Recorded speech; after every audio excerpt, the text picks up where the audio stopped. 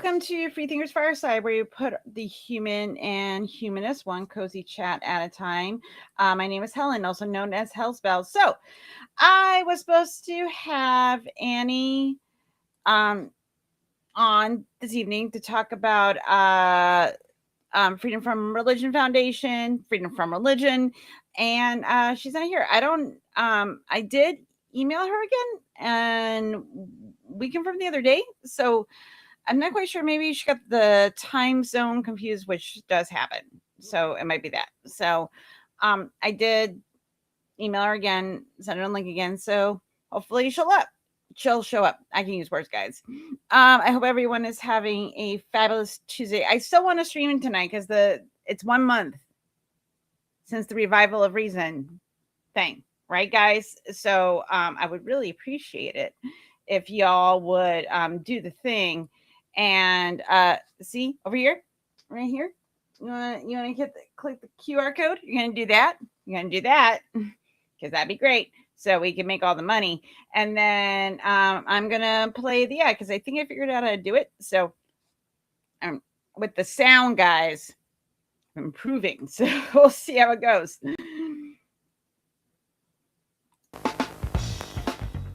What's up, y'all? Mandisa Thomas here, inviting you to BN's 2026 Revival of Reason in Atlanta, Georgia.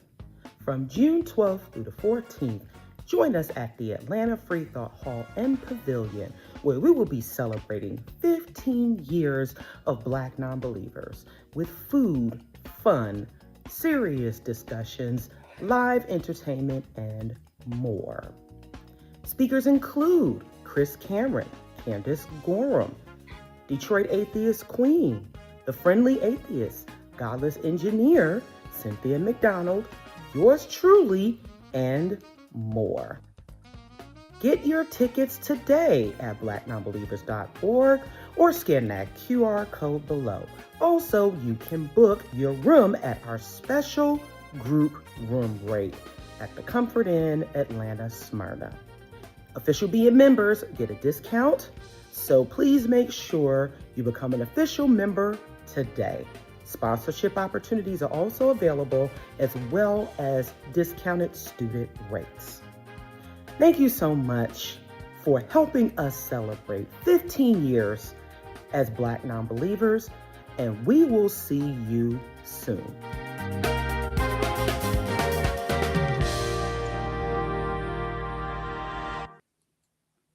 Okay, so yeah, that's coming up, guys. So make sure that you join us for the Revival of Reason in Atlanta, Georgia. I will be there doing social media things.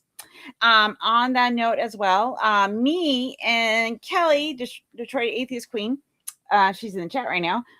We had 300 subscribers, so we're doing a thing on Memorial Day. So what you guys are going to do is you're going to subscribe. If you haven't subscribed to my channel yet, shame on you. And if you haven't subscribed to Ms. Detroit Atheist Queen Kelly's channel, shame on you twice. Give you the shame finger, wag. So, what you're gonna do is gonna go join our channels. Okay, that's step number 1.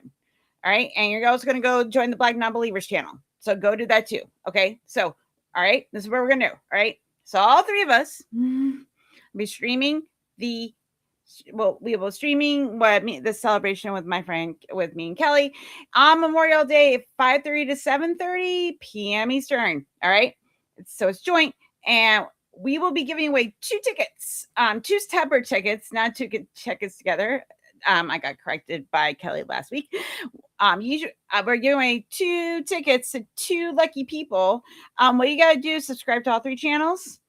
And then you have to put enter me in the comments just once. You get 1 vote. You get 1 entry, guys, like no multiples. Okay.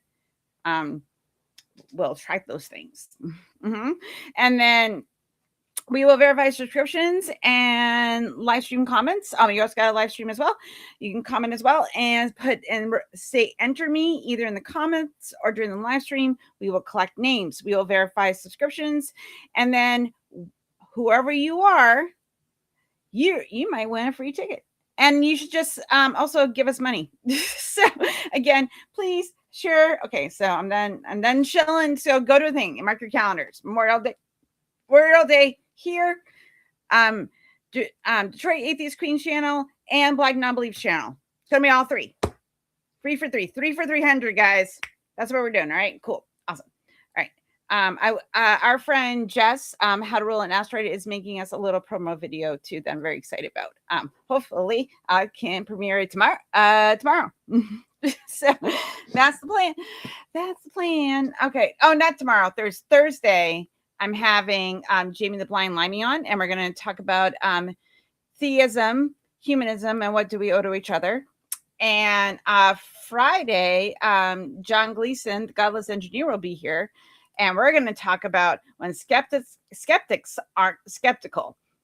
No reason why we're talking about that at all.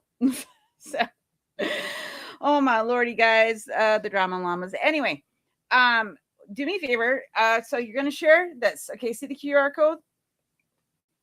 Click on it, donate, share, and do other things. Okay, just do that. Because sharing always is really, really helpful. Because like there is somebody that you know or they know that cares about something enough that they'll support it. So, and they'll be like, oh, and if it's aligned with someone that they know about you or they know you're a good person or whatever, they'll associate good things. And they associate good things, and you want to give your money to good things to help us be more humanist and more connected and connect more. That's what you got to do. You got to click the things. So, hi, Tori, sweetie. So my guest is not here yet. I don't know if Annie forgot that we had a show. Or she thinks it's a different time, which happens because I think she's in Wisconsin. No, wait a minute. I think she's in Wisconsin. I could be wrong. Yeah, so I don't know if they're like an hour ahead. So she might think 7, which is my 8. It might be. I don't know. We'll find out. But I did send her a link. And I will hopefully she'll show up. So I'm just talking right now, talking about fundraising for Black non-believers. Remind everybody to come to this, Tori. You're going to show up, right? So, because we're doing this on Memorial Day. So come hang out with us. 3 for 3s. Subscribe to Black Non-Beliefs channel, Kelly's channel, and my channel. And then enter me into what, either if you're in the live chat or if you're in the comments, and just write enter me. You can only get one entry. Okay. I remind everybody, 1. Don't get greedy. All right. And then after that, we will gather names, and we will give away 2 tickets. 1 individual ticket to 2 people. We will be doing that, and then you can and then you might want to get to hang out with me and Kelly and Mandiza and Cynthia and John Gauss Engineer and Helen Meta and Cameron Gorham, and like there's gonna be it's gonna be so much fun, my people. Like I am so excited, and I'm gonna be doing live interviews at the event. I'm gonna be live streaming to my channel and onto the Black Non-Believers YouTube, and figure out how to do Facebook. My husband, I roped my husband into being my I didn't rope him, I just told him to my cameraman. I was like, hey, I'm doing a thing, and he was okay. So he's gonna buy a GoPro, guys. I'm pretty stoked, because maybe I can, because I'm gonna see how well this fundraiser goes, and because I'm thinking this is something I would like to turn to a side gig, make a little bit extra money, or and eventually turn maybe into a small side business. Business. I don't want to make activism how I make money, do my YouTube channel and stuff, but if I'm really good at volunteering people and telling people to give you money, maybe I can make a job out of it. But don't hold me to that. Don't be like, Helen, I thought you were gonna do this. I'm this is what you do. yes, he was voluntold. That's how it works. I got people at work that started saying it too, which is kind of great. It's just the perfect thing. like I'm voluntelling you. You're gonna do this. No, but he's like, but he knows like some of the people that are going. Like he's oh, Kyle's here. Hi, honey. Kyle's here. So my guest is not here. So I'm just talking. So I'm talking about future plans, future Helen plans. So future Helen is going to go to Revival of Reason in Atlanta, Georgia on June 12th to the 14th. And she's going to be raising all the money. So again, Kyle, share. Share it. Share it and like it. And give $2. So also too, like so this is like how I was thinking of like doing the side gig, guys. Like if this becomes like, if I can turn this into like a side business, which I would really like to do, because I really do like to help raise money. Like, but don't tell me I don't want to do financing. Don't make me do that. Like, I will help you make money, and I will connect you to different people, because I'm the networker in this, this land that we exist in, atheist YouTube land, in the land. So I was thinking, like, I know plenty of people, and people like have side businesses, and like Kyle, has this beautiful space photography. And wouldn't it be nice if we would also at these events like sponsor artists? Glenda's an artist, so it would be really great if we could support her work and other people in our community that don't, need a little bit of exposure. Like, you can do both. You can help raise money and also promote people that are doing great, are very talented or doing wonderful things, to help them support their income. You can do both. You can do both. I spend money on both. So, I mean, and you just make sure, like, because I think that's really important too, because that gets eyes on other creators, on what they do. Because like Kyle, like Kyle, you don't have a channel. I don't think you live, like, if you do and I missed it, I am so sorry. Usually I just see the photos and I get very excited because I own some now. I have, the thing is though, I have like 4 more to put up. TikTok. Thank you. Okay, he has a TikTok. See, I am not on the TikTokies. I'm not. So I was when I was doing ACA live streams, when I was getting discussions with these and stuff, and I've got my phone off. And I realized, and then once I stopped doing that and started focusing more on my channel, and plus, like, last year was crazy. I kind of just, I know I should go on to the TikTok and build my audience, but I think I need to get like Riverside or something. I need another program where I don't have to learn to edit. I know you did. I'm so excited for you, honey. That's so awesome. Like, okay, like I this is the one thing, like, I have problems with social media, especially in the current bullshit that's going on in our community. But that being said, like, it's also a very good thing, because it helps people feel supported, and we're all, because like, that's the thing, guys, we're all in this together like hostages, and we have to support each other. Like, it's really important. So I think I'm this is how I'm fighting the darkness, guys.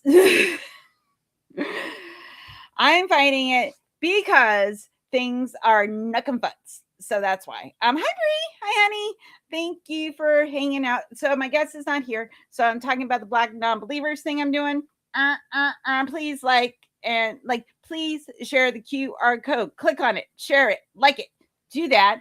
Also, what you're going to do is you're gonna also attend the live stream. I'm gonna remind everybody again. I might as well shell my own shit while I'm here. So me and Kelly have reached 300 subscribers. So we're having a 300 subscriber party. Woo! And with Black Non-Believers, 343. Okay, so it's on Memorial Day, Monday, the May 25th. So 2 weeks from yesterday, 5:30 to 7:30. So no, 3 weeks. It's 3 weeks. No, 2. No, what? It is 2 weeks, because I'm thinking of the following weekend when so Yeah. So anyway, Memorial Day, you're going to come here, right? And what you're going to do is um, you're just going to put an enter me. You can either do it in the comments or you can do it during the live during the stream. Do that. And when you do that, okay, when you do that, you're going to just comment either again in the live chat or on one of the channels. You only get one entry, guys. Like, don't cheat. Like, if you have two different, oh, you know what? I'm not going to tell you to do that. That'd be, well, you guys are, I don't know why I'm hiding things. Like, if you guys really wanted to, you'd be like, well, I have two separate accounts, like I do, but everybody knows my accounts, so it doesn't matter. But anyway, yeah, you're gonna do that, and then you will get one ticket to go to. We're giving away 2 tickets to 2 people, 1 ticket each, guys. And then we will draw from those names and we will announce winners. So and you can come join us in Atlanta, Georgia. I am so excited. So I'm very like all over it. And I'll and we have so this is to raise money so we can do awesome things at the Revival of Reason. So like the Revival of Reason and like non-believers, like 50, we're trying to raise 50K for 15 years. And like I said, like Mandisa put me in charge of all the social media and making all the money. So I no pressure, but Kelly's helping me because they are an amazing human being, and you should go subscribe to her channel and watch her content. It's very good. I'm getting introduced to people that I didn't know existed, and I'm like, oh, I have to contact this person after con season because things are pretty. Hi, Rob. I'm waiting for my guest. So tomorrow, okay, so tomorrow I got 2 things going on. Rob's here. I'm gonna be on my Atkinson channel, Batside and Sunny, talking about trauma-informed healing, and I'm gonna be adding a little bit on parasocial cross trauma. Because there's a lot of stuff going on in, especially in this community, that's been toxic, and it's been really not great, guys. So, but eventually this will calm. You know, right now we're at a boiling point, but I just see in this whole community a bunch of trauma responses, and also people that have been traumatized. So me, and how do we heal from all this? How do we move forward? How do we do it in a way that we take accountability for the things that we did wrong, but also have compassion for ourselves and others, and also know where to cut limits, you know, and how these parasocial relationships it is not, you know, as separate as you might think it is, because your brain doesn't know the difference. You know the difference, but your brain doesn't. And it's still going to want those connections and things like that. So I'm going to do that. And then Rob is going to be interviewing me afterwards. It's private, but it will come out on the RFR YouTube channel. I'm going to be doing my deconstruction stories. So I'm going to be doing that tomorrow. So those 2 things could go to Maya's channel, and then go to the RFX channel and subscribe. I'm telling you guys to do a bunch of subscriptions, okay? So go subscribe to that. 8 p.m. Is it live, Rob? You didn't I don't think you clarified with me it was live. Well, I'm doing Maya's channel. I'm doing Maya's channel 6:30 to about a few 5 minutes before 8, so then I can jump over to Rob. So that's my plan. So yeah, that we'll figure it out. I might maybe 15 minutes, but we'll work it out. But I do really wanted to do this talk on trauma-informed healing. It's really, really important. I wanted to do it timely, but I'm busy the rest of this week because again, Thursday, John Gallus Engineers Jamie the Blind Limey's on Thursday. We're going to talk about humanism, theism, and what do we owe to each other. And then on Friday, John Gleason, Gallus Engineer, is going to be here, and we're going to talk about when skeptics aren't skeptical. Yes, so it's not live. Okay, so my talk will not be live. It will show up later. So yes, I will be there, Rob. So I'm shilling. I'm done shilling. I really hope Annie will show up soon. I did send her the link again. I really think she might have done what other people done, and they got the time confused. Like they thought it was going to be there. She's an hour behind me, so she might think that my 7 is her 6. So maybe I thought it was I thought I said Eastern, but it might fine. But I'm really hoping she shows up because I think it'd be a really good conversation. I know a lot about the Freedom from Religion and Foundation, but I am not a member. I guess like it's not like I know of it, and I know people that have been part of the organization, like Cynthia McDonald. Oh, thank you, Robin. Thank you. I'm having a good hair day.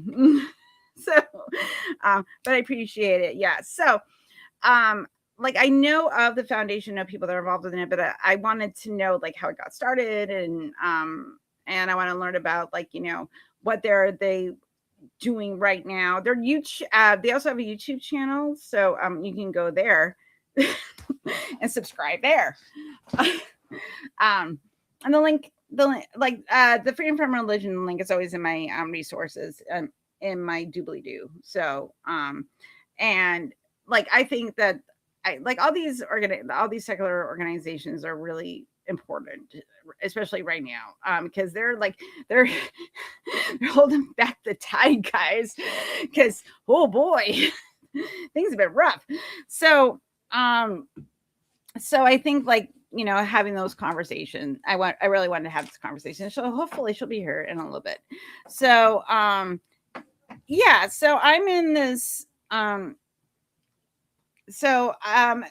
what like the trauma informed care talk though is very timely because things are a little nutty nutso right now in this community, and it's kind of ticked me off a lot as someone that was been involved with this. If yes, they do. People often get RFR and FFR. I've had people be like, so all the work you've done with the FFRF, I'm like, nope, RFR. So Rob, I'll catch you up on this stuff later, but I wanted to address like there is a lot of like really toxic behavior that is happening in the community right now, and someone that's been involved with this since day 3 of last year, and knows all the inner workings of it. I was like, okay, everybody is at critical mass right now, and I want. And this is self therapy for me, y'all. Like, I'm not just doing this. Like, this is therapy for me. Talking about how to have good mental health is healthy for me. So, I'm a selfish altruist. So, because once this, and like a lot of us are survivors of trauma, and the thing is though, unless you've dealt with that trauma, it will cloud your thinking, and it is that knee-jerk reaction to go with your emotions. What this feels safe, so this feels right, because I want it, and I'll be here, and you have to deal with the uncomfortable truth. It's not great, but you have to.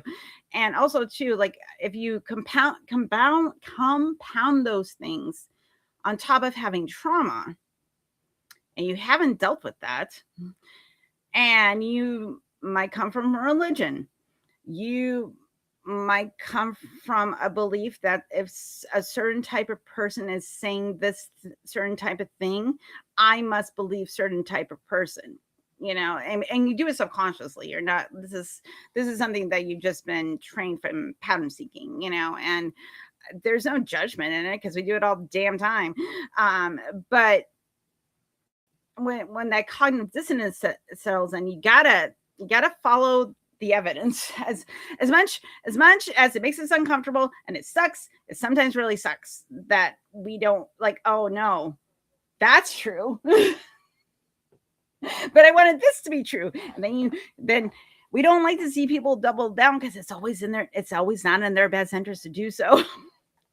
It just isn't. It's not in their best interest, because like then they double down, and then things go kind of a little haywire. So I thought that it was important that I would talk about that, but I would talk about like how do we heal from that, and and I'm gonna bring sources, guys, because I will always bring receipts, always. So yeah, okay. Thank you, honey. I will see you tomorrow. Mwah. I thank you for stopping by. Oh yeah, you don't know what the fuck I'm talking about. I'll find it. I'll tell you. Ask Cara too. Anyway, so I wanted to kind of, address that because I think that, and like, I think that also is just really good information to get out there because like there are a lot of communities that have a lot of parasocial relationships, and like you guys know me pretty well, but like you don't know me as well as like anyone that lives in my house, my parents, my family, my close friends. Like you know of like Helen the activist, um, and podcaster. Like this is my personality. Like I'm I'm a walking embarrassment with great hair. Okay, like fine, that's me. But like intimately and things like that, no, and it's impossible to, but we feel closeness because we're aligned on values, we're aligned on humanistic values, skepticism, um you know uh values that we can are like science and logic and reasoning and being, but also being compassionate, and also fight for like human justice, all humans, and even non-human animals. So um I think that's really important because, like, we have to support each other in these circles, but also too, like you do, because we're aligned on a lot of values. You feel a natural closeness. You feel like that person like knows you, and okay, and I do like I get those feelings. I do love all you guys. I want all the best things in the world for you. I do, but also at the same time, like I won't, but I don't love you so much that I'm going to go against like moral centered pieces of myself. Like, I'm not going to do that. And as friends, you wouldn't ask someone to, you know? Um, and like, if you really believe in like reason and logic and being compassionate and all that stuff, if you really believe in it, you have like, you're going to have to be like, okay, even even if it makes me uncomfortable, and even though I really want it to be true, you gotta shift, and it sucks. I don't really like doing it. I want to be right all the time, but the world will not conform to my reality, even though I keep trying to make it do that. Yeah. Yeah. Oh, yeah. So yeah, Lori's supposed to be here. I'm just waiting for her, Robin. I'm hoping she shows up soon. Because like I think I'm excited. I was excited when Mandiza. So the Freedom from Religion Foundation is sponsoring the Black Non-Believers Revival of Reason conference, which I'm going to be social media takeover, and I'm helping raise money. Please, again, click the QR code and um, share it, and make people give them money because everything costs money. So they're sponsoring the Black Non-Believers event. So I am doing interviews. So I was really excited because I'm getting introduced some really nice people. Hema Mehta's going to be here. Let me put my calendar. Since we're sitting here, I will tell you who I have coming up when. That sounds like an idea. That's the drive. I do not want that. Okay, calendar. Bam. Okay. All right. Let's see. Okay. So, okay. So Jamie Blyden Lamey here is here on this Thursday. And then Friday, John Gleason, Godless Engineer, is here. Then on the 17th, Derek Cafe is being here. Kafa? It's Cafe or Caf. I don't know. It's CAFFE. He will be here. He's going to be also speaking at the Revival of Reason. And then after him, our Miss Kelly King is going, Miss Atheist Queen is going to be here. So I'm looking at the wrong week. No, it's this. Yeah, it is this Sunday. So yeah, oh, we moved the date. So that's what happened. So okay, that's what's going on. I got confused. And then next week, next Thursday at 7 p.m., Secular Rarity is going to be here. Secular Rising is also sponsoring the Black Non-Believers event. So he's going to be here, and we're going to talk about stuff with that as well. So, and then oh, and Kelly is also speaking at the event. So that was cool. And Candace Gorham, who was here last week or week before, it was in the last 2 weeks. Video is in somewhere on my page. So go watch her interview. That was fun. And Tenzin, he has his own podcast with his brother, the SOS podcast, and he's going to be performing at the event. So he was here last week. He was here on Friday. So that's in there too. So go watch those. So I'm very excited, and Mandy's is down there as well, and so is Cynthia McDonald. So go watch their interviews or share them, do other things. So I'm setting up all of those. So I'm talking a lot. So since SR is going to be here, so SR because Secular Rarity is going to be here because Secular Rising is sponsoring the Black Non-Believers event. So we're going to talk about stuff. I'm not probably the Black Non-Believer stuff, and usually we end up goofing off. So they'll be that. Because if me and SR get together, it is usually we will have a topic. Like the last time he was here, we talked about conspiracy theories, and it was a gas. Like it was a lot of fun. Like we had a topic. We stayed on topic, but we had little sidebars. It's ADHD land, guys. And then so we'll probably have a topic next week, and then also sidebars. So that's coming up. I have a video coming out on Secular Rising's channel. Their channel, Secular Rarities 501c3, Secular Rising, their channel, go subscribe to there as well. They have a lot of really good content. And my video is coming out next month where I'm talking about trauma-informed healing and parasocial relationships, which I'm going to be talking about tomorrow on Maya's channel. So look at, I brought it all back around. I am a good podcaster. So I'm just babbling about like future stuff. So that's what I have coming up. And then we have the joint stream again on Memorial Day, so the 25th. So I'm just reminding everybody of that. And then then my calendar is kind of open. So Kyle will be here on June 4th, also as well at 7 p.m. So Cosmic Kyle will be here. I'm very excited. I'm so excited, Kyle. I can hang out for an hour and a half. I can just ask you stuff. So, and tell everybody like, hey, go buy some. Really, you can bring some of your photography, and we can share it on the screen. Ooh, and then we can get people excited by prints. So I have like 3 of them hanging up, which my plan is, since I have some Kyle stuff up, I have a string light that I have to attach to the ceiling, like over here, across my bed.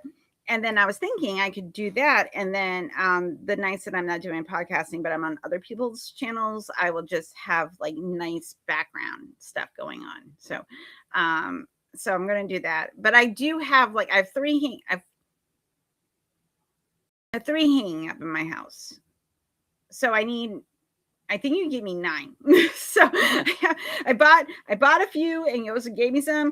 So I think I have 9 pictures, and I still want the Northern Lights one. At some point, we're going to get together because I want to get a bigger one for above my bed because it'll look really pretty in this room. So because this bedroom's green, so I thought it looked nice, and that's got to happen as well. I'm very bossy. So that I have that coming up. I do have some open spots, and also if you would like to come on, I would love to have you on. You can email me at freethinkerfireside@gmail.com, or if you know me, just hit me up. That's what I say. If we're friends, just bug me, and I'll schedule you. Or come bug me, and I can be on your channel. I'm trying to get on other people. I'm trying to get on other people's channels right now, people, because I'm chilling for the fundraiser for Black non-believers, and I want attention, so I can get attention on them, but mostly for me. Selfish altruist. Plus, people love to talk about themselves. So that's what I'm. That's what I'm up to. So I'm. Oh, if you were not here, when Cynthia was on. So not this past weekend, but the weekend before, we went on a side quest because every Sunday there is a coffee shop not far from my house called Halloween, and it's Halloween inspired, and they have D&D nights and craft nights, and it is for my gothic sensibilities. It fills me with joy. So we go there, right? And then we went on a side quest to a comic book store, and I got toys. So I got a little Bride Frankenstein and with posable eggs. All right. And then my husband got me my derpy xenomorph. Is she cute? Feminist icon. And then he also got me I got the new Justice League. This is Zack Snyder Justice League Wonder Woman. But I really dig her, and I got very excited, and she was only $10. And if you show me a Wonder Woman, my brain does all the oxytocin and happiness chemicals, and so I had to bring her home. So there's that. And then I got Jack Kirby's last published series. It was very limited, called The Satan Six. This was released the year before he died. And it is about 6 souls that are stuck in hell, and they have to do contracts to get themselves out of hell, right? And I got a trading card. All right. So I'm not like, this just got me excited because I was looking for a different comic, and I pulled this out, and I was like, what's that? Because you put Satan on it. Am I not going to buy it? So I got very excited. So I got a trading card. Okay, so these are 2 characters in the comic. Okay, look at the sex. So there's a sexy lady and a devil. Okay, now description of the sexy lady.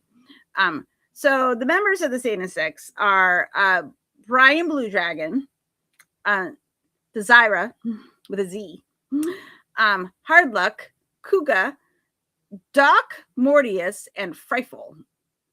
Just Frightful. So Desira looks like the Matahari, but this woman from ancient Babylon is really a simple girl with a heart of gold and no common sense. Having naively sold her soul to Satan, she believes that as a member of Satan's Six, she must do evil. But she's so sweet and so kind-hearted that everything she does turns out nice. And I read that to my oldest child, and they go, that sounds like something you would do. And it was like the most backhanded compliment. I was like, oh, yeah. And also true. And then Frightful is the demon assigned to make sure Satan's Six snare souls. That's a lot of S's. Satan's 6 snare souls. Say that 6 times fast. Satan's 6 snare souls. Satan's 6 snare souls. I see. Okay. Satan's 6 snare souls. It's a job a lot harder than it looks.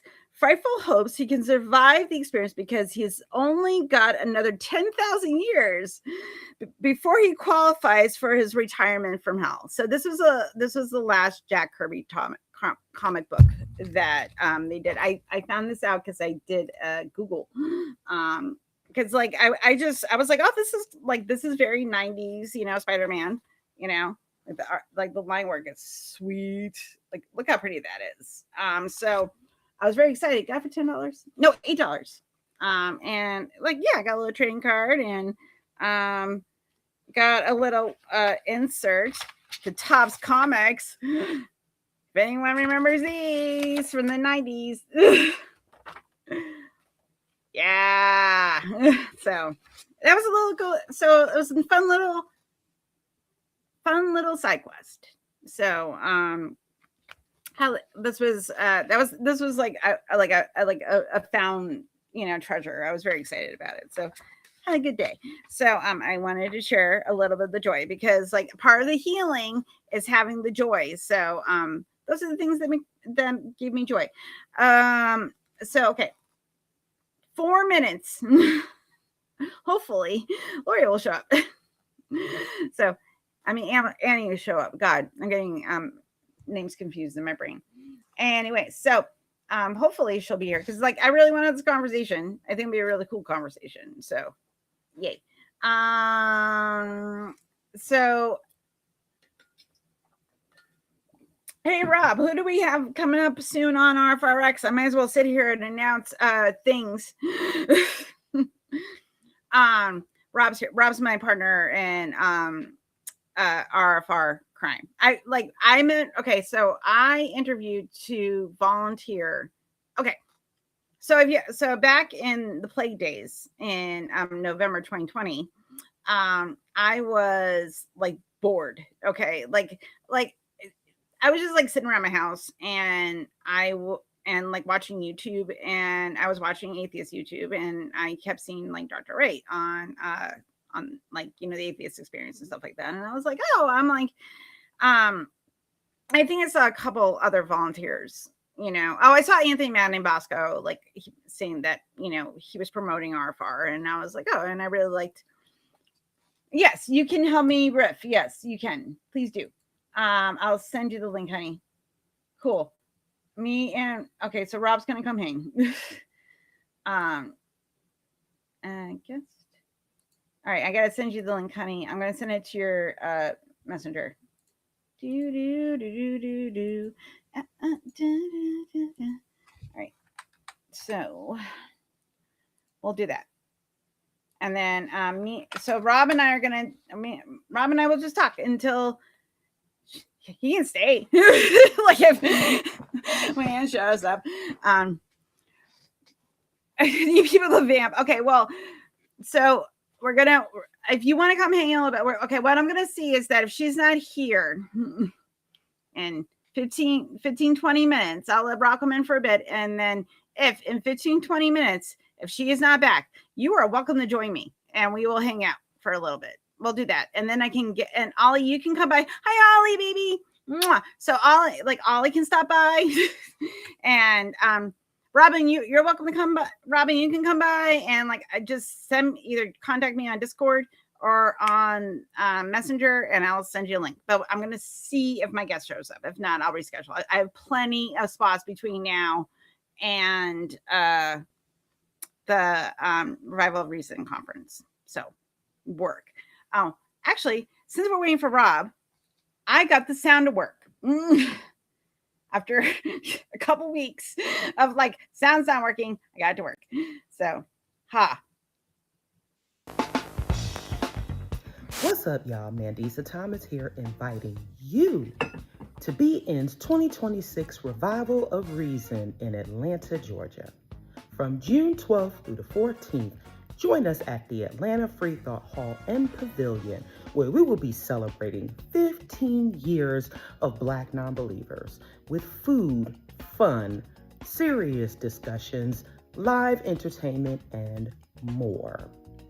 Speakers include Chris Cameron, Candace Gorham, Detroit Atheist Queen, The Friendly Atheist, Godless Engineer, Cynthia McDonald, yours truly, and more. Get your tickets today at blacknonbelievers.org or scan that QR code below. Also, you can book your room at our special group room rate at the Comfort Inn, Atlanta, Smyrna. Official BN members get a discount. So please make sure you become an official member today. Sponsorship opportunities are also available, as well as discounted student rates. Thank you so much for helping us celebrate 15 years as Black non-believers, and we will see you soon.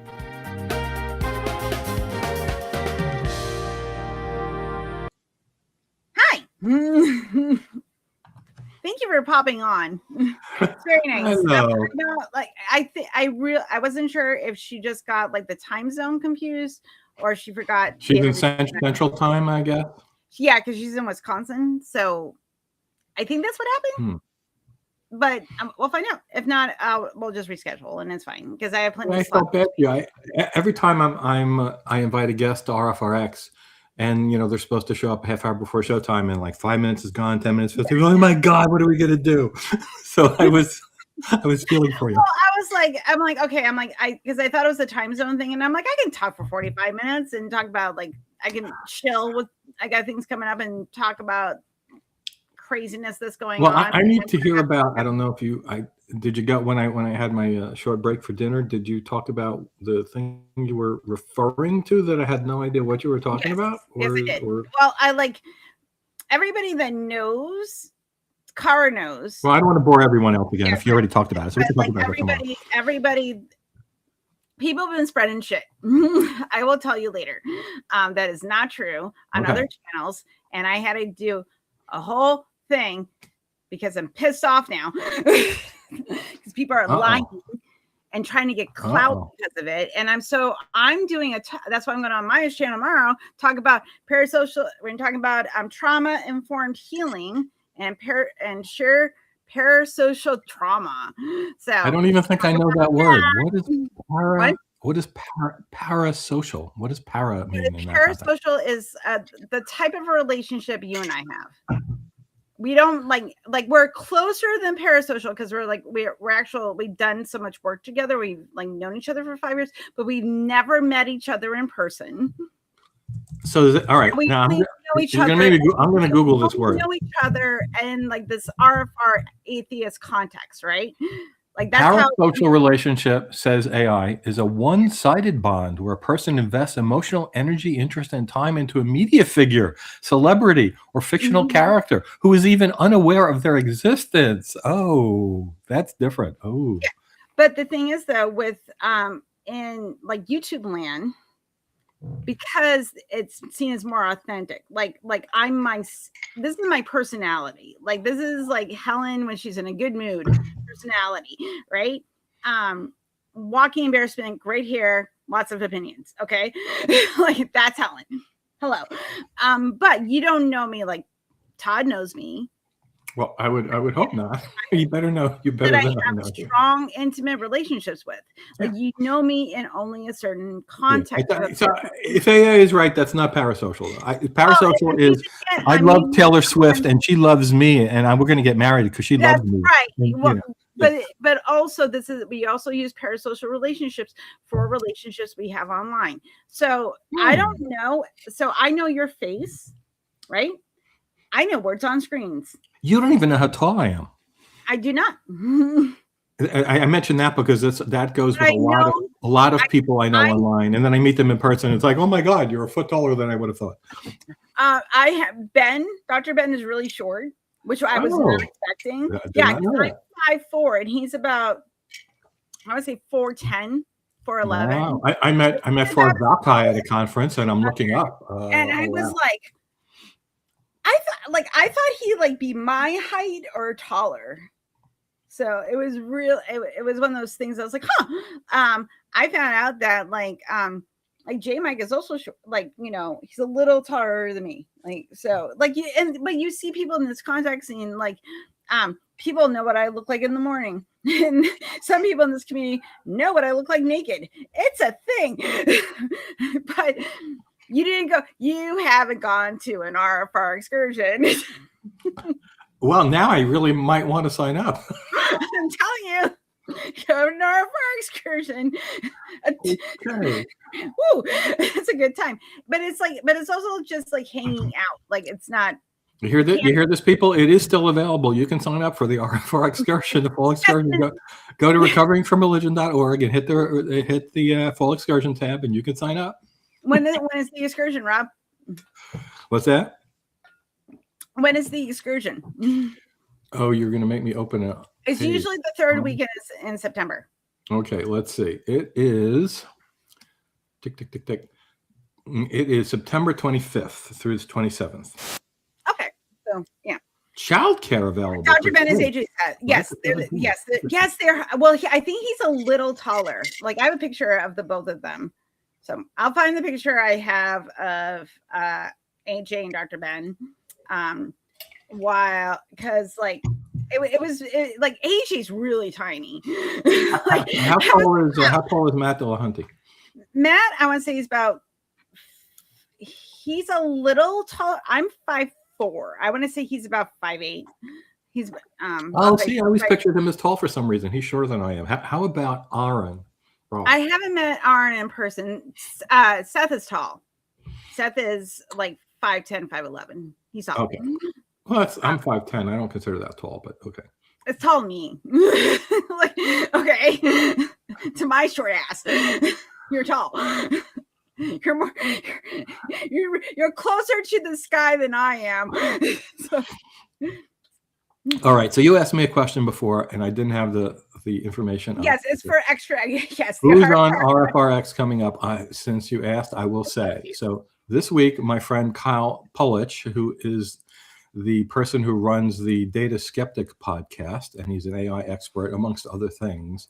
He's going to be talking about the Bible Code. So I'm going to find that fascinating. I will be there. Yeah, and then we have the Detroit Atheist Queen, who is are they online here? Maybe they're in the thingy, but we're doing a thing together soon.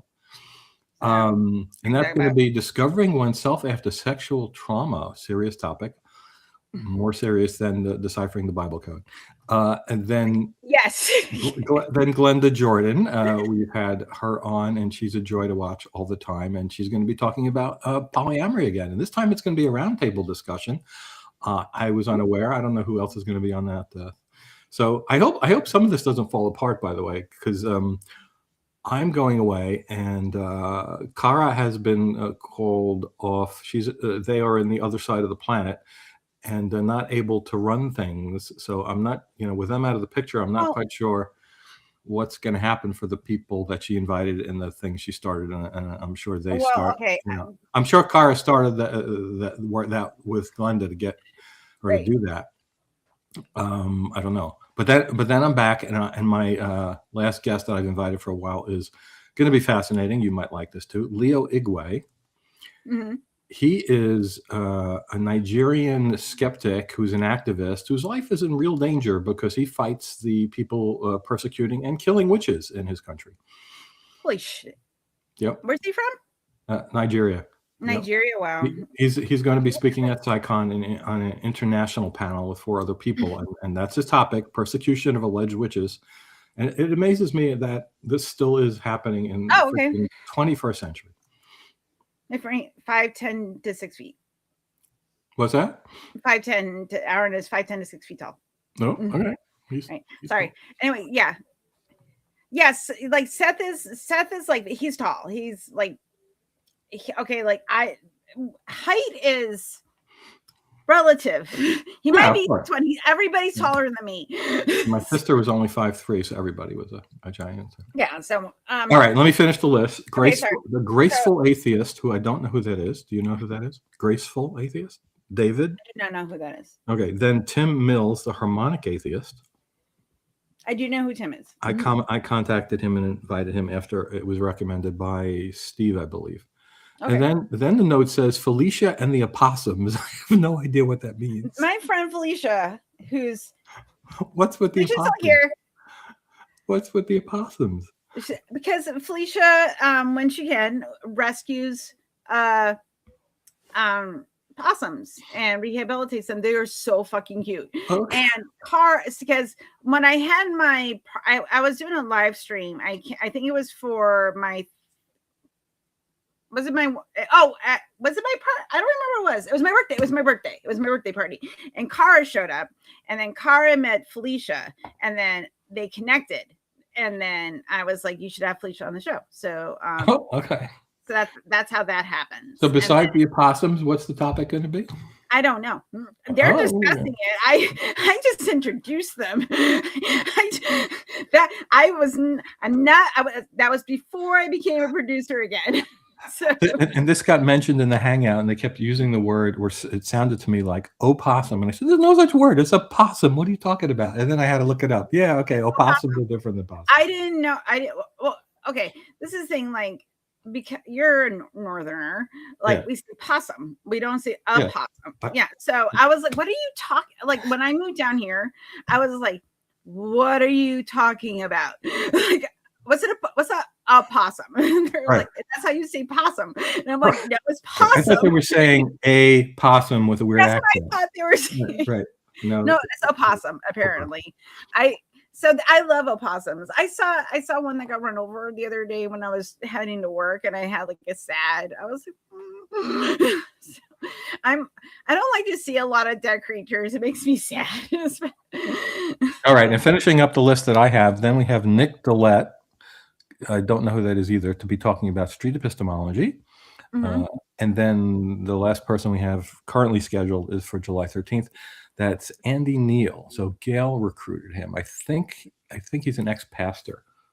So nice. Ex-evangelical pastor, I think, from what the little I read. I think that should be interesting. No, but that's the thing. We know it's the same thing, but Rob's from Jersey and I'm from New Hampshire, and a possum is not the way we say possum. Okay, I see. You're talking to somebody said this in the chat. Right. I'm going to check this because I'm pretty sure I looked this up and that's not true. Nope. Opossums and possums. Here's AI overview. Opossums and possums are distinct marsupials are found in different parts of the world. Our opossums are native to North America, have hairless tails, and it goes on to write them. Possums are native to Australia. There we go. So they're two distinct animals. Yeah.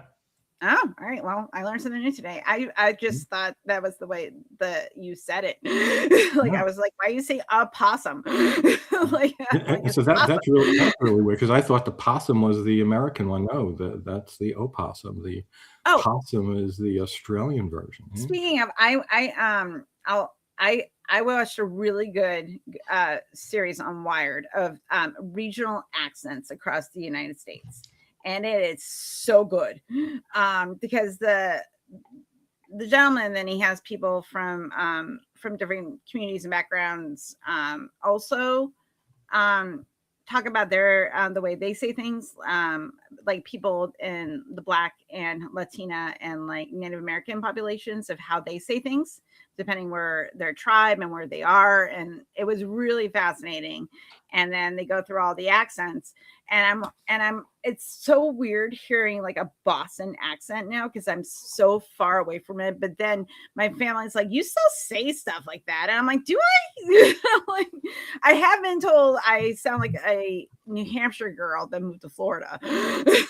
Yeah, I could kind of see that. So where do people listening in the chat think I grew up? From my accent. Now you've heard me talk for a little bit. I wonder. I'm not saying you're wrong, but the AI search gets a lot of things wrong. That is true. No, yeah, I double checked it. That was the most concise version, but I clicked a bunch of other websites and they all agree with that. Okay, all right. Yeah. So, well, I think I think that's just a regional thing. Like I can understand that. I just thought of the etymology the way you said it. So that was kind of where my brain went. There we go. So, okay. My guest is not here. If you would like to come hang out, I'm opening up the floor. Just let me know. And however we connect, I'll send you a link. But the Australian opossum is completely different. I've heard Aussies confuse them with the NA possum. That could be wrong though. I don't know. Bria, I do not know. Somebody with the name Badger, because I would think that's pretty close to a possum, so that's interesting. Are badgers Badger. possums? I thought possums were marsupials. They're marsupials. Badgers aren't marsupials. Are opossums marsupials? They're marsupials. They're this is a good question. Are there marsupials living outside the Australia, New Zealand area? Possums are. This is pretty far. How did they get here then? Because I thought marsupials all evolved in that region. Noah's Ark. Yeah, this is like making me wonder now. No, the possums, like Felicia, correct me if I'm wrong, but like opossums are the North American marsupial. I'm pretty damn sure, unless I'm wrong. I might be. I'm always. Hi, Titan. I'm always willing to be corrected. So Aunt Jer thinks I'm from wherever Bernie Sanders is from. But diet? What diet? What does that mean? But diet. Oh, diet. Like you're not full Bernie Sanders. You're like diet Bernie Sanders. Like I always say, like when someone's trying, like so, I'm like, oh, okay, well, I'm like, you're doing like a diet, The Rock. Like you think you're the right. I've never heard that phrase. Yeah, it's either someone like looks a lot like somebody similar to you, but not quite. So like you're like a diet Bernie Sanders, or you're trying to achieve something that somebody else. I'm like, okay, well, it amazes me how much accents can change when you move slightly out of an area. So I grew up in Brooklyn, and then after 24-ish, I moved to New Jersey. Not that far, like it's 2 hours or less from where I grew up. But either because of where I live and the people around me, or because going to college and meeting people from all over, my accent drastically changed, to the point where my younger brother, who never left the area, always lived in either Brooklyn or Queens right near, he got up to give a speech at a party that I was at, and all of my friends started laughing, thinking he was imitating The Sopranos. And I said, "Shut up! He talks like that." So I have to imagine if I didn't move, I would talk like that too. Right? That's interesting. Well, yeah. I notice like when I go home, it's much more pronounced to me now than when I was living there. And especially if someone, like I was talking, I went to this restaurant maybe a year ago with Todd, and the woman, our waitress, starts talking. And she says wicked, because in New England, I don't know. I know some parts of New York you can see like wicked good, wicked bad, not wicked like Todd would say like that was wicked, like it was great. Like in Rhode Island, Mass, New Hampshire, Vermont, wicked. That means like it's wicked good, wicked bad, wicked awesome. Like it's like saying fucking. It's fucking great. It's wicked great. Okay, right. It's an emphasizer. Right? I've not heard that in that context. And dropping, and I just know my act, and I'm like, and I was like, "Where are you from?" I go, I clocked it. I said, "You're from New Hampshire," and she goes, "How do you know that?" I'm like, "Cause I know that accent," and I go, "What part?" And she said Bedford, and I was like, "That's where I grew up." So it was really weird, and I was like, "See," I'm like, but yeah, so sometimes it's not the words, the accent. Sometimes it's the words like that, or an expression, right? I worked with a bunch of people. We'd always rotate and go out to lunch, and then this new girl showed up. She was very young. I think she was like 19 or so, just like wasn't quite a full-time job yet, something like that. Anyway, she was from out of the area, and we went to a diner, and we're all ordering the drinks, and she wanted a chocolate cabinet, and we're all like, "What?" And even the waitress didn't know what that was. Do you know what that word means? Say it again. Cabinet, like what you would put pill bottles in, a cabinet. Chocolate. Cabinet. I'm trying like a cabinet. I want to go to Cabernet. No. Like, why would you have a chocolate Cabernet? So I was like, I don't know. No, for some reason, ice cream soda. I never heard that before.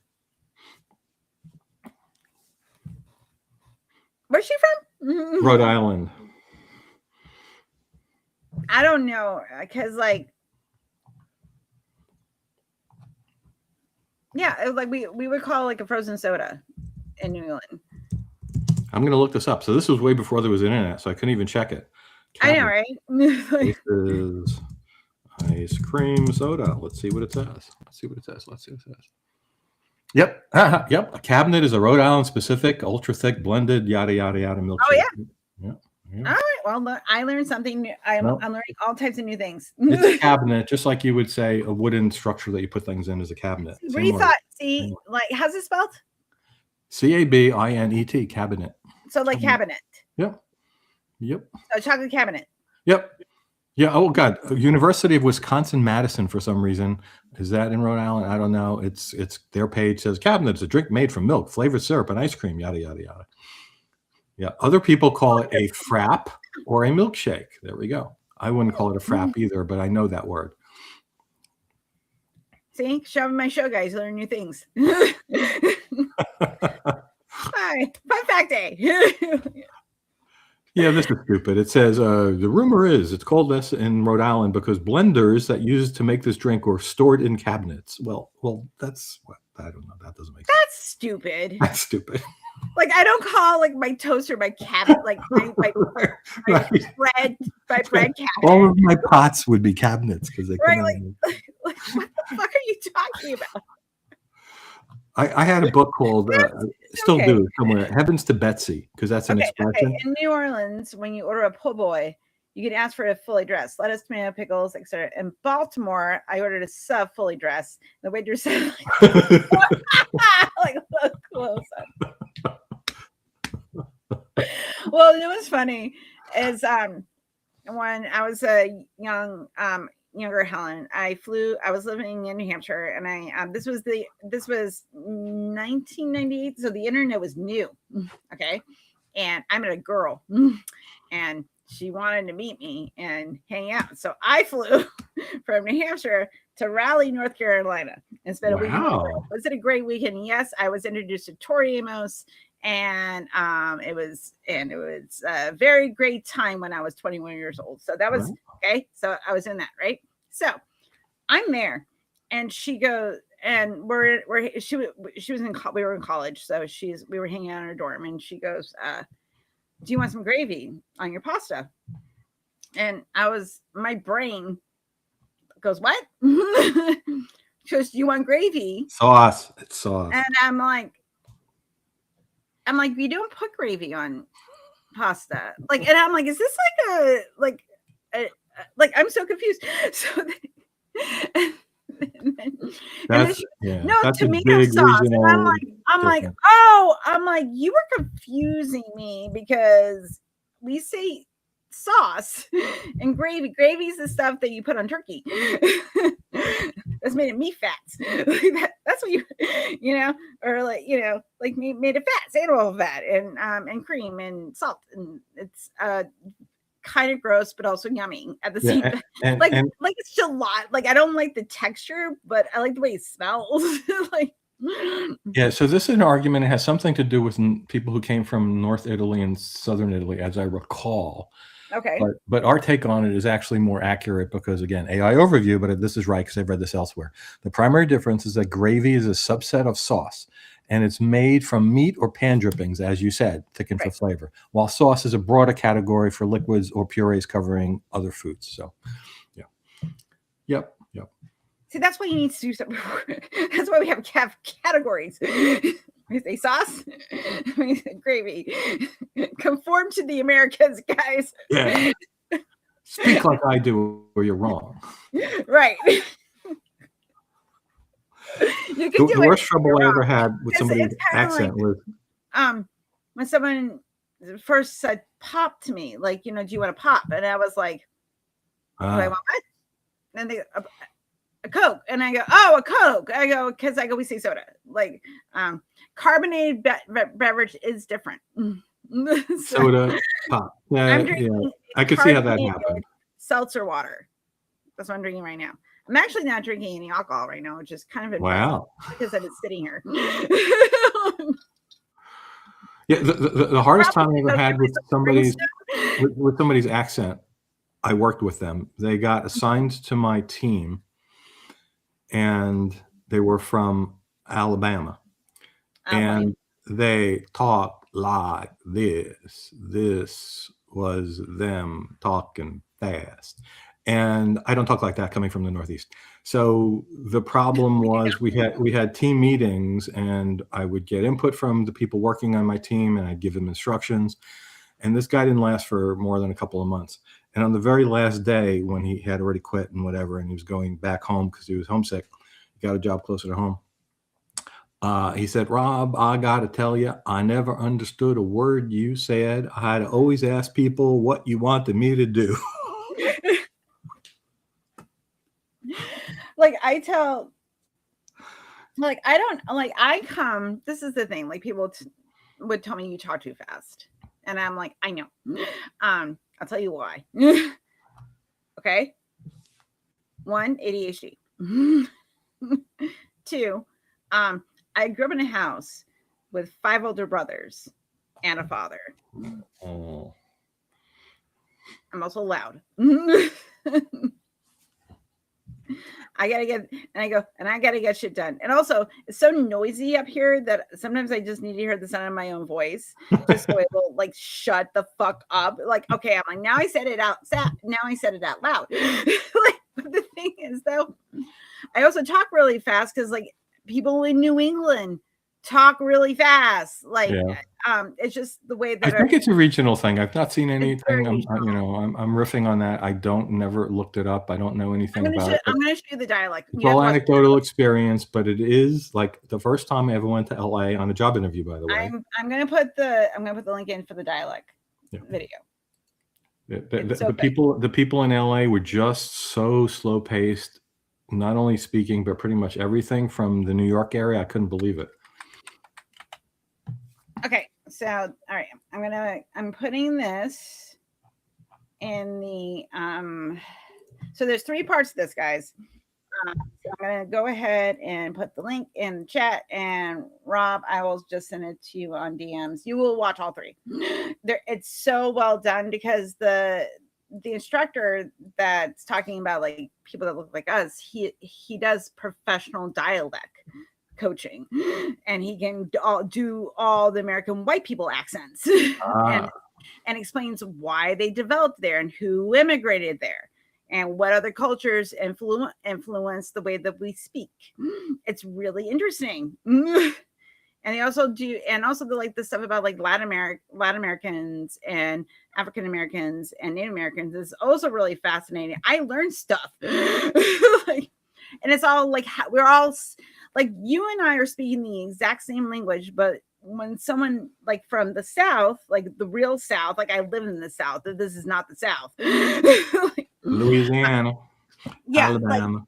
Like, it sounds almost foreign, but we're speaking the same vocabulary. That's what's so interesting.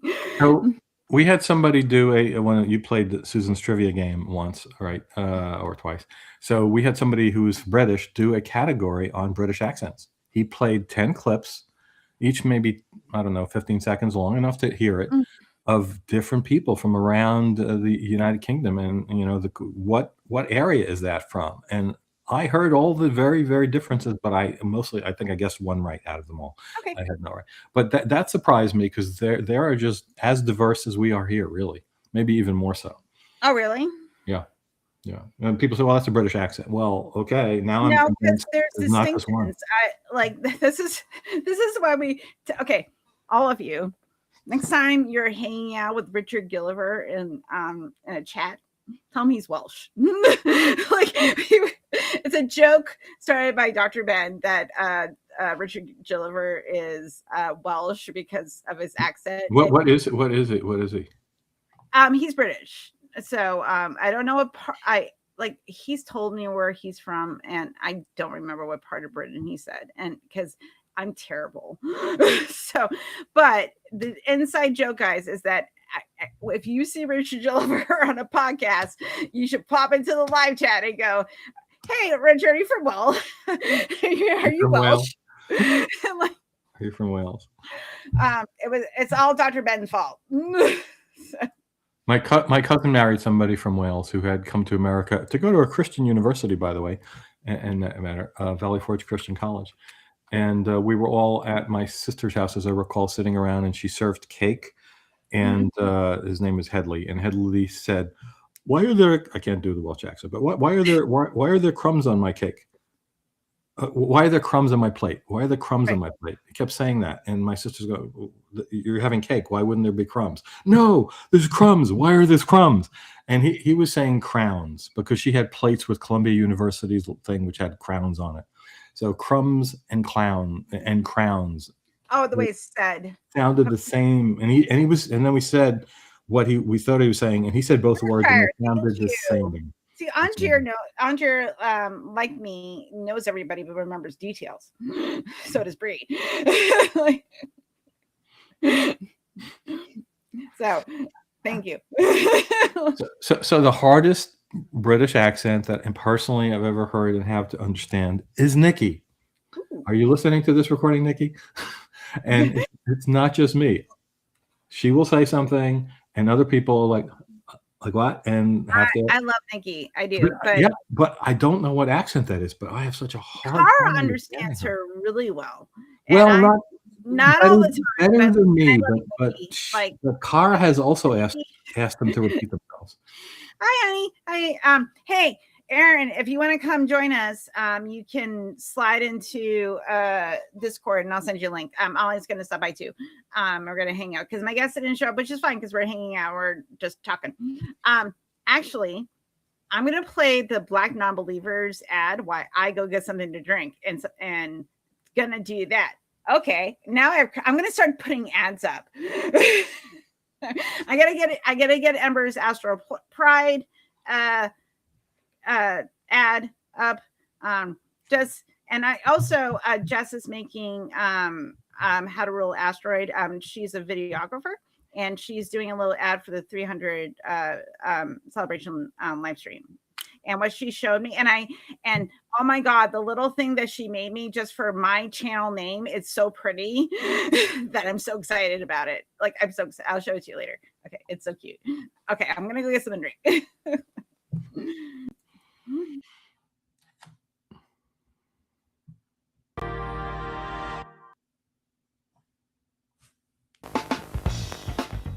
What's up, y'all? Mandisa Thomas here, inviting you to BN's 2026 Revival of Reason in Atlanta, Georgia. From June 12th through the 14th, join us at the Atlanta Free Thought Hall and Pavilion, where we will be celebrating 15 years of Black non-believers with food, fun, serious discussions, live entertainment, and more. Speakers include Chris Cameron, Candace Gorham, Detroit Atheist Queen, The Friendly Atheist, Godless Engineer, Cynthia McDonald, yours truly, and more. Get your tickets today at blacknonbelievers.org or scan that QR code below. Also, you can book your room at our special group room rate at the Comfort Inn, Atlanta, Smyrna. Official BN members get a discount, so please make sure you become an official member today. Sponsorship opportunities are also available, as well as discounted student rates. Thank you so much for helping us celebrate 15 years as Black non-believers, and we will see you soon.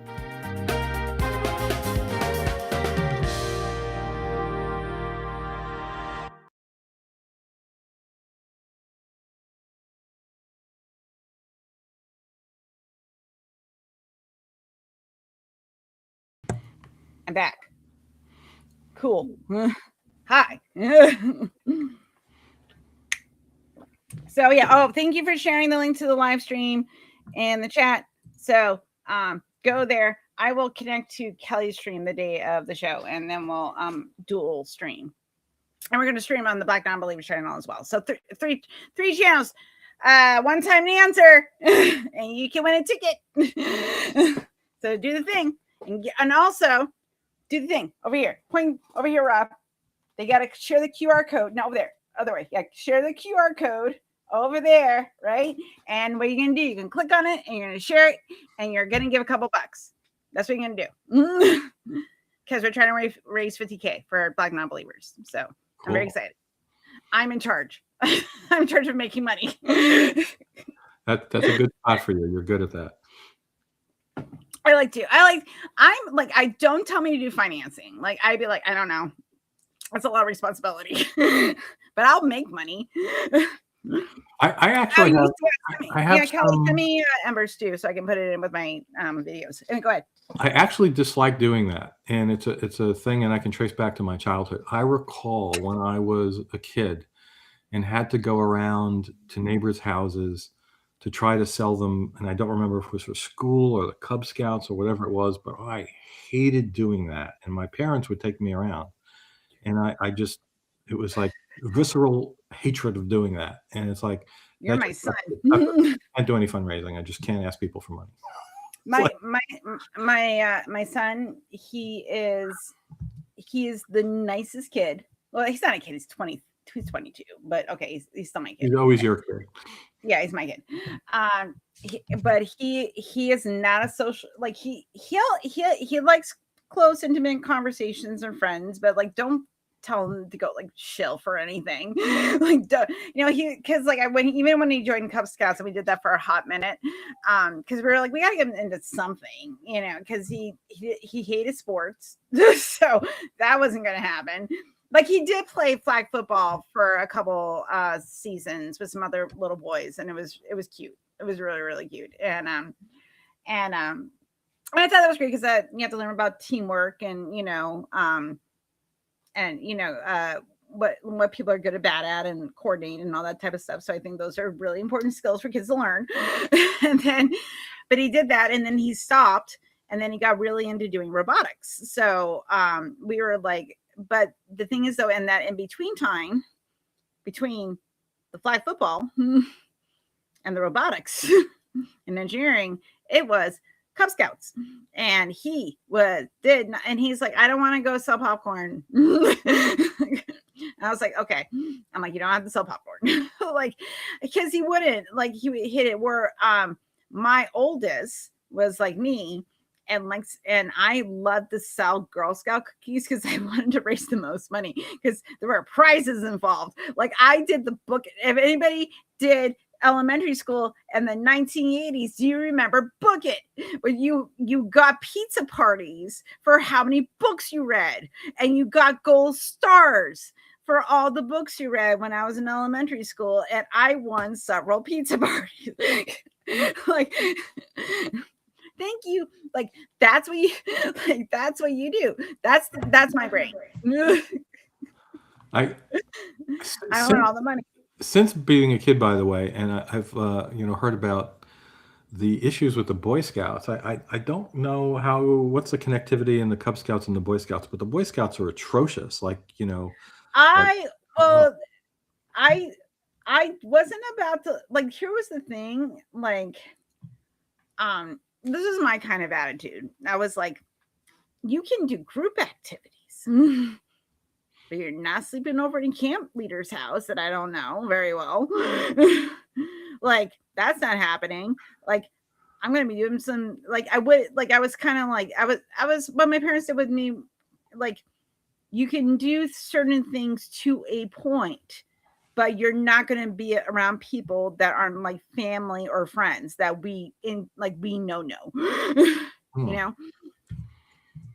Yeah, my problem with the Boy Scouts is, I mean, and this was before all the issues that they have with, they don't accept trans people. Yeah, that's one thing. And the other thing is, like, you can't be an atheist. At least you can't admit you are. At least that's the way it was till recently. I haven't followed. Yeah, the Cub Scouts is for the little boys. Yeah, that's what it was. And then there's Eagle, and then there's Eagle Scouts and Boy Scouts. Or best Boy Scouts and Eagle Scouts. I don't know the progression. My son was Eagle was just a portion of Boy, but I don't know. I never got involved past the Cubs. Yeah, but I can tell you all the ranks of being a Girl Scout, though. So, is there an equivalent younger set of Girl Scouts? Is that like brownies or something?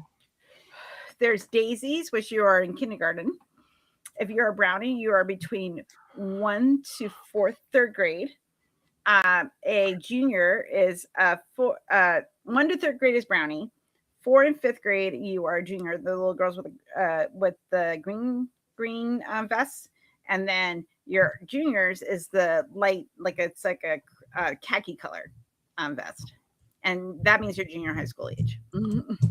Uh-huh. So So I love Girl somebody Scouts. put what generation they are in the chat. So what generation are you, Helen? I'm a Zennial. What? I'm a Zennial. So I'm right on the cusp between millennial and Gen Xer because I remember an analog childhood. Okay. Mhm. But the internet came to be when I was coming of age. All right. So is this one of these new ones that they put in between the larger? Yeah, it has very, like, it's being studied in like psychology and social All right. sociology. So let me tell you what I am, because it also fits that same group of I'm Generation Jones. Have you heard of that one? No, what is that? Same kind of thing. It's a demographic cohort born between, I'm reading the overview, 1954 and 1965, to separate it from the baby boomers and Generation X, because there's very different personalities. As you're talking about psychology, they've looked into it, and it was too large of a category to make baby boomers the years it was. So yeah. We were told that and the reason they called it Generation Jones, let's see, it says coined by so-and-so in 1999. It's a microgeneration characterized by, well, I'll go, it doesn't go there, but basically it's because like the economic situation in the world had changed drastically. So you grew up in a different set of circumstances than the predominant set of boomers who were older. Yeah. We like it started with Reagan, with the Reagan economics, but we as teenagers felt it. Like it started in the 80s, but we feel it, like, you know, we felt it, that economic downturn, especially like in especially if you're in the 90s, and oh my god, pop culture. So, you know, but a lot of the media and all that stuff was coming out about, like, you know, knowing the past was better, and your parents are still alive and they know, and they're still holding on to it, but you're starting to feel it as you're getting into adulthood. You're like, fuck, I'm like, things are really expensive. Like, and I don't know if I'm going to be able to, like the this is the first house we've owned, you know, other than because Todd had a smaller house, and then the house we lived in before belonged to his mother-in-law. But when the kids got older, we needed a bigger home, and then this house is like one that we actually own. I love my house. I love my house, but my parents did that. Like they owned a house, I think, when my brothers were like in their 20s, like no, when they were in their young 20s, and my mom had 5 boys within 5 years. So I don't know how she did it. They weren't too far from my parents, my father's parents. So I think they got a lot of help because my brothers would grow up in my grandma's owned a hotel, and they worked and played, and there was some structure, but I still don't know how much. And like my parents were like dirt poor still, but they had a house. Like now I'm like, wow, I achieved capitalism.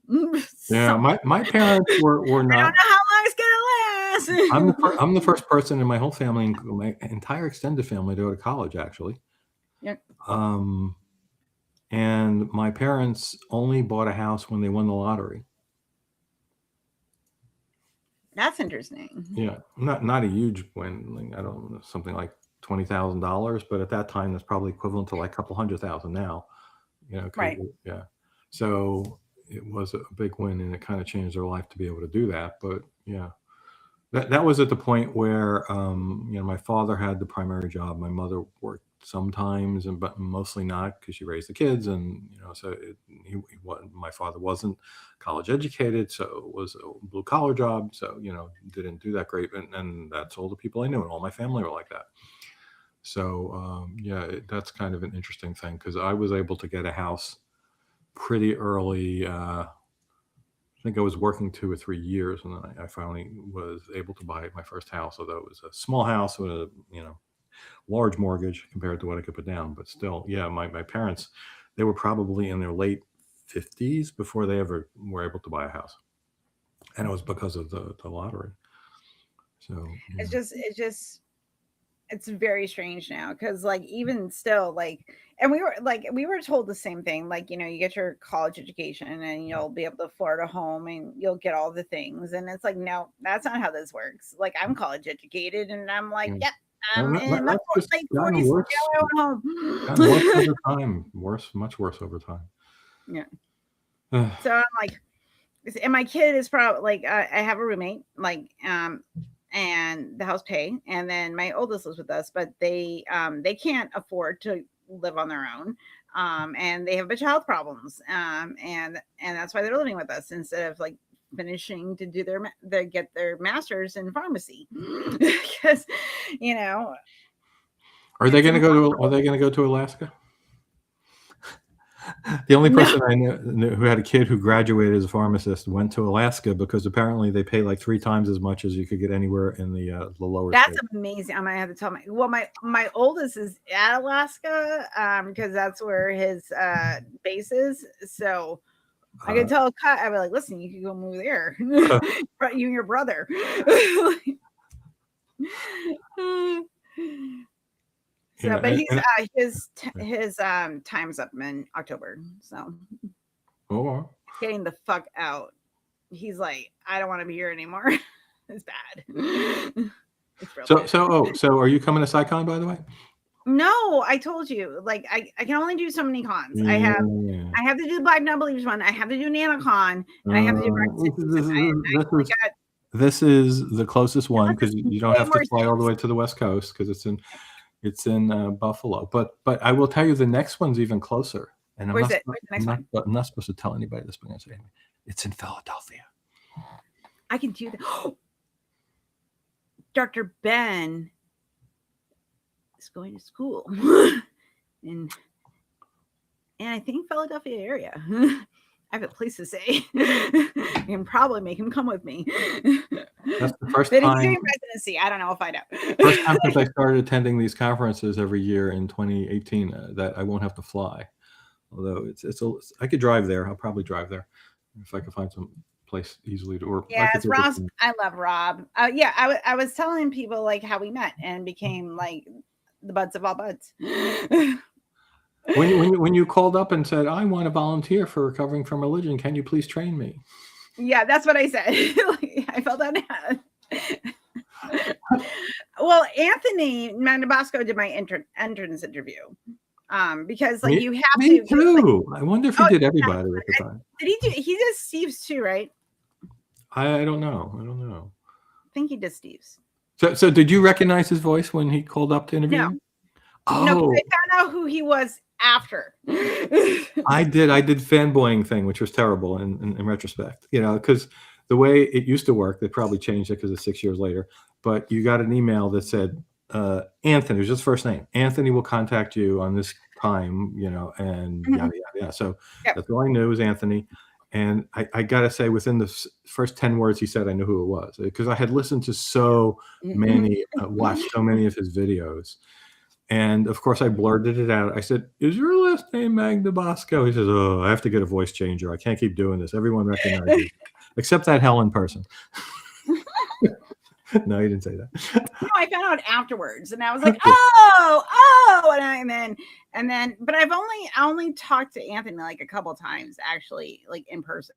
Like, yeah, I've never talked to him. That was it. The interview was the only time, and he said after he told me he needs a voice changer. And the reason was he had on his schedule to interview like 5 people in 2 hours, and he had no time to chit chat. So that was okay, yeah. I've never been any place where he was, and we never had any reason to talk. So I never met him. Yeah. So I think he did an episode of RFRX, and I talked to him then, and that was 2022, I think. It was a while ago, and that was it. And then anyway, so so this is the inside workings of RFR. It's very fascinating. So then after you they interview you and they were like, okay, this person would be a good fit to volunteer for us. You have to go through your hubline training. Every volunteer goes through this. You don't have to do the hotline, guys. I did it for a hot second. Like, I was like, I can't, because you can't, because part of the training is that you can't talk a lot about yourself, and I always relate to other people by talking about myself. So the way that I communicate is different, which is fine. And I realized that I was better at this type of format. So I started doing the support groups, though, that I really like to do. And then I started going to the RFRX meetings, and I don't know how I started co-hosting. I don't know. I think it just happened. Like one night I was like, well, I'll do it. Fine. And then it happened. And then you started doing it because we started hanging out. And that's how, but Rob was the person that trained me on how to have all the skills. The training regimen has gotten so much more involved and complicated now. Yeah, I'm sure. When I was first trained, there was one person who basically was in charge of every department. Todd, I forgot his last name, but I couldn't believe it. And he wrote, the training stuff, and he just was on the phone with you for a little bit to train you, and then it started to, he realized it was too much for him, and he started, accepting other people to run other, so we shall say, departments. And now it's there's a giant, actually, I'm giving a talk 1 week on this coming Saturday for the New York City Atheists and the Secular Society of New York. Mm-hmm. It's a joint meeting for the Day of Reason. And I'm going to be talking about RFR. And I put together a whole presentation with new material, and one of which was I got a hold of the org chart. This is a freaking big giant org chart with names and responsibilities and whatever. And I'm thinking 3/4 of this was one person, Todd, when I started this 6 years ago. It's amazing. I don't know how he did it, but it's gotten more complicated. We now have more volunteers. There's more services we offer. So yeah, well, that makes sense, because I think the training was, we did one text chat, probably, and that was up to the person doing the training. I didn't like to do text chats because they just take so long to type back and forth. So, and whatever you're going to say in a text chat, or whatever you're going to type in a text chat, it's the same type of things you're going to say when you're on the phone. So it's easier for me time-wise to train somebody on the phone and just do one text chat, so the technology of the chat, right? So again, I've kind of divorced myself from the chat totally. I haven't even looked at the chat for 5 years, and I still do take calls, but but it's gotten a lot. I see the training regime for people to do that kind of stuff now, and it's much more complicated and involved. So therefore, we get even better agents. But as you mentioned, there's so many other things to do, so you don't have to go through that training anymore. If you want to volunteer to be a support group leader or work, with the RFRX show, you want to help out with video editing or the audio podcast, or putting clips together to put on social media. Yep, this whole social media group. That's right. We didn't even have that before. So they make shorts and they put all the posts on all the social medias. Fundraising, doing promotion, promotional work. There's trust me, if you got a talent or something, they will find you a home. I went back into doing production. There's so much to do. Yeah, I don't even remember the first time someone asked me to do the RFRX show. It's been too long now. Probably 4 years or so. Maybe it was you were hosting because the other person couldn't do it, and you asked me. I don't remember. What was it? I know you did it before I did. So what? The RFRX talks hosting. Oh, who was it? Maria, who was hosting with Eric. Amaya. Sorry, I'm so bad. It's close. So she was a Spanish woman yes. who was actually raised totally secular. Interestingly. Yeah, I love that though. That's so. I always find that really interesting. It's so very, very unusual for people volunteering for RFR. So she left. Kara took over co-hosting with Eric. Yes, I'm pretty sure. And then somewhere along the way, because I was doing, you know what? I started hosting the Hangouts because I was showing up a lot, and I was already doing support groups, and I was like, I can do the Hangout. And then I got to know Eric and Kara. And then one night they needed a co-host, and I started showing up in the pre-meeting because I was doing the Hangout. I don't know. I got kind of absorbed into doing different things. That's what I do. And then how did you get pulled into doing? I was like, okay, I'll co-host, and then we had our rotation. So how did you get pulled into doing the fundraising stuff? I volunteered because what happened was how the line picked it up was that Dr. Ray was, I think, at NanoCon or an American Atheist Conference. I don't know. But Dave Warnock was there, and Dave was doing co-hosting on the line. And then Dr. Ray talked to Dave, talked to Jimmy, and then Dr. Ray gave me Jimmy's contact, and then blah blah blah blah blah, and then that's how we started working with the line and raising money. So okay, that makes sense. And that's how that happened. And because of I was already volunteering for the ACA, and everybody's crossing over everybody else in the space we're in. So that's how that happened. So do you know how Dave is doing, Dave Warnock? Ethan Michael had talked to him. I want to Ethan asked me, and I said I don't know. And then somebody I knew, I mentioned it, and then there's like, I'll go ask Jimmy. And then somehow Ethan ended up talking to Dave, like at least texting, and he said that he was doing fine. This was like a couple months ago. And that I saw him on somebody's show. I saw him on Seth's show like 6 months ago. So I'm doing a little check-in because everybody was asking about him. So right now he's doing okay. As far as I know, I love that man. So he is the biggest sweetheart. And I got to hang out with him at the RFR excursion. It was my first one. And what year was that? 2023. Okay. And he was he still had mobility. He was able to, but you could tell it was progressing because he had a lot of stiffness, and his partner had to do a lot of helping for him. But he was very engaged. He gave a talk. He was very generous with his time, but he knew his limitations, and it was really, really great. So if people don't know him, I can't put anything in the chat here for some reason, but you can Google the article. I interviewed him. It's called "Dying Out Loud: A Conversation with Dave Warnock" with my name on it. I own his book.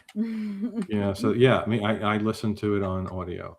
Well, yeah, I did the same thing. I listened to it. It was But kind I of did cool buy a copy. because he read it himself, so that was kind of cool. But I always wonder because obviously it's a death sentence, and we just don't know how quickly that's going to happen. And he doesn't shy away from talking about that, so that's kind of scary. Part of our discussion was him getting involved with the Final Exit Network to try to strengthen laws to let people end their lives when it's appropriate, and it's a tough thing.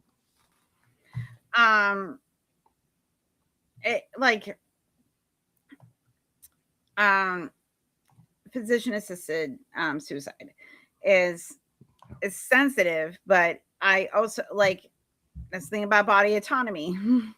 Yeah, and the thing sovereign onto yourself, but there's so much work into who qualifies. But also at the same time, I'm I've watched someone die from Lou Gehrig's disease. It's not fun. It is cruel. Yeah, I mean, I don't blame him. I mean, Stephen Hawking lasted to amazing, and yet, the last decades of his life was like he was a physical invalid. I wouldn't want to do that, and Dave doesn't want to do that. No, I like and that's the thing that I like, with religion co-opting everything is also co-opting death. Like, Yep. and how do we like how am I? And it's there's some really good YouTubers and also like advocacy groups and things like that are connecting people online and through different businesses and orgs where death with dignity, which is basically like, hey, if you are a queer person, and making sure, because there's certain, like, for example, I forgot the name of the org. Please somebody do a Google, which does for trans people. So if you're going to pass away and you don't want your family to, like, when you die, reverse your transition, which families will do. What? Yeah. If you do not have the proper things in place for your next of kin of what to do, not only how, like, if you want to be buried or you want to have like a service, but they will detransition someone after they died. Well, so you're not, wait a minute. You're not talking about if they've had surgery. Oh yeah, they'll do it. What? How will they get somebody to do that on somebody who's dead? Well, the thing is, though, is that I don't know what the laws are, but like if the family they can choose the clothing and everything for the body.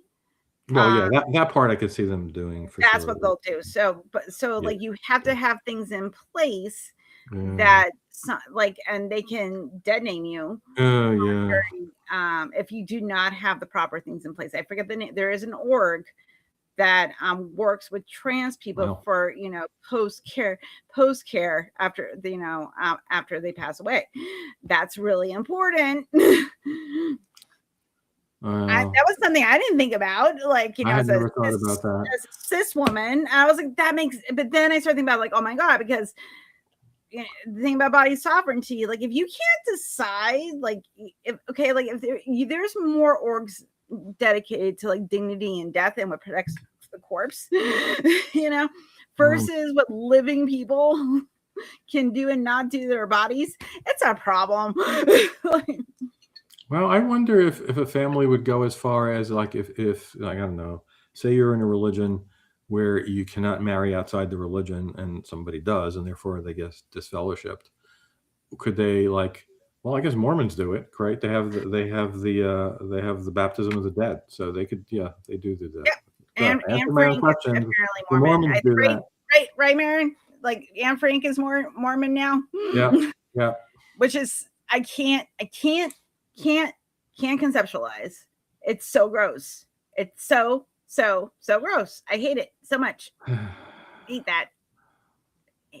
Yeah, I had not heard of that until I met people in RFR who were ex-Mormons and talked about it. It's like, oh my god, how is this?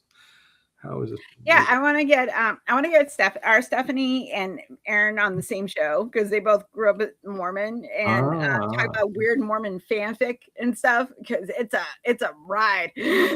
I took forever to go watch the play, but I finally did see the Book of Mormon. And it's so amazing. We saw it. It's so good. It's like, especially the song "I Believe," which, and going all the weird. Oh, my favorite song is "Turn It Off." It's my favorite. It's just like, because they're tap dancing. It's so great.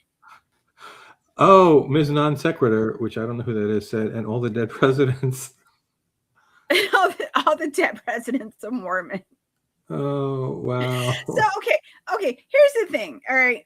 Wait. I have to ask about Trump. When Trump does die, are they going to try to get him in the club, or are they going to leave him out? Oh my god. Oh no, that's debatable. You want that guy on your team? I don't know. Okay, here's a question. And this is just a stupid one, but I'm going to ask it anyway.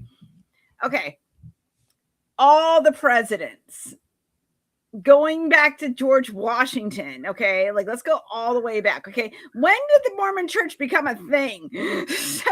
So are they retroactively pulling souls onto different planets now? Like, how does this work? And who? So what if God, the Christian God demon, like, hey, I wanted George Washington to go to hell because of the slavery, and then the Mormons are going to bless him and then like pull him out of hell? Like, I have questions. Wait. I have to take exception to what you just said. The Christian God is okay with slavery because it's all over the freaking Well, we don't know the nature of God, because like I've heard people say like God didn't really like the slavery, or like no, because Jesus came and he was like, no, Dad, no more slavery. You can't. Well, that would have been nice, but he didn't say that. There's no evidence he said that in the Bible. But I can make a bullshit too, Rob. That's what people do with religion. Like I can make up my own fanfic where Jesus was like, Dad. Aunt Jer said, I mean, they did Hitler. Yes, I did hear that from somebody. Maybe that was from why? Yeah. You want to claim Anne Frank and Hitler. Like, these are two different things. Ooh, and now they might have to like share a room. That's like, oh wow. Like, that's another thing too. Like, oh, and then it is really like no exit, where like hell is other people. Like, imagine that. Oh wow. Anyone famous has been baptized for the dead. Wow. That's and so this is the thing. All right. But I want to know how they explain this to their congregants. Like, how does this work? Explain to me why you thought it was necessary to take Hitler out of the Christian hell where he's tortured for all time, and if anyone deserves it, he did. And I'm going to bring him to the lowest level of Mormon heaven. Why would you do that? Why? I like questions, and then like God's laws is not our laws, blah blah blah. And I'm like, no. God is like, if you're saying that I get my logic from God, okay, because I have a brain and I see and hear things, and I put evidence together, and I like things that comport with reality. Your ways are not God's ways, Helen. I know. I'm sorry. That it's his fault then. It's his fault because he gave me my brain. And if I can't understand him and what his goals are, I'm going to be constantly confused and asking a lot of questions. He's gonna do better in the second time around. That's the right. That's right. It's just like we play a video game and you hit your reset button. Like I picked up from my. Well, how do we know that's not going to happen? I mean, he did it once with the flood, right? It was a really stupid way to go about it. He could have just snapped his fingers and literally started over from scratch, but no, he has to go through this bizarre thing about drowning everything and then having it repopulate the earth from a boatload of animals and people. But he did that once, so like could do that again. Like all right. Okay, sorry, I was Mormons don't believe in hell, and the lowest level is mostly for non-Mormons. So if he accepted his baptism, he'd be at least in the middle level. Yeah. So this is an interesting question. I'm trying to picture. I'm trying to picture this. You don't believe in hell? I know what I did. Did I know that? The outer darkness, which I don't quite get. But so here's the thing: where did they think he was then? If they don't believe that he was in the Christian hell, where was he when they went to his soul and asked him if he wanted to be a Mormon? Was he on another planet with Xenu? Like, yeah, I don't know. I have questions. I have a lot of questions. This is the type of thing, like, you tell me something and I go, but what? But what? But what this? But what that? What? My brain is curious. For all of you that might be curious, I just heard from Elliot SR, and he's doing great. So, because I checked on him and I was like, hey, I miss you. And he was like, and I told him I loved him. And then he was like, I love you too. Yes, you should come up. Yes, you should come. I invited you earlier. Come talk to me and Rob. We can talk about Mormons. I love Mormons. I actually have like 5 minutes and then I got to go. So. Okay. All right. Well, you have to come back because perfect. Because then you'll have to come back, and then I watch this later. You can watch the rest later. You can hear Aaron talk about weird Mormon shit. Because I love Mormon. I do. I'll send you a link. Oh my God. Like, So, like this is the thing. I grew up with friends that were Mormon. I never met a Mormon until I was an adult. Interesting. So can you put the link to the deconstruction story with Steph in the chat? Yep. Did you send it to me? No. Yeah, send it to my DM. Okay, I could do that. Let's see. All right, here she is. Nice sweet potato. Okay, yeah, send me that. Send it to my DM. Don't send it because I don't know why you can't send things to me in the private chat, but whatever. No, I don't see any send at all there. Okay, here is Steph's deconstruction episode. I'll put it in Facebook chat. Yay. Okay. There you go. It's in Facebook chat. Okay. Yeah, Aaron was here. Were you here when Steph was here, Aaron? I think so. Yeah. Yeah, because that's what this thing was like. Oh my God. Okay, I gotta go. I promised I'd log off at 9. We're going to watch something. Okay. All right. I'm sure we can talk about Mormonism another time. Okay. All right. Fun chatting. I'll just have you on our first episode. It's fine. Bye-bye. Bye. No, I want to. No, okay. So I do want to talk about Mormonism. I have questions. Yeah. Okay. Fabulous, by the way. Oh, thank you. Okay, so good. Okay, so the thing about where people are right now, nobody but like Jesus and God, I think, are in heaven. Like, I'm not real clear on this because I'm pretty sure you learn more about this once you go to the temple, and I was never temple worthy. So, I never got that far. Queer. People know more than I do. It's the queer in the questions. Yeah, that was it. The cues. That was my problem. All right. Oh my God, we're gonna start saying that like you have the cues. That's why it's like you're queer. I'm queer and I question. They hate that. They don't like that at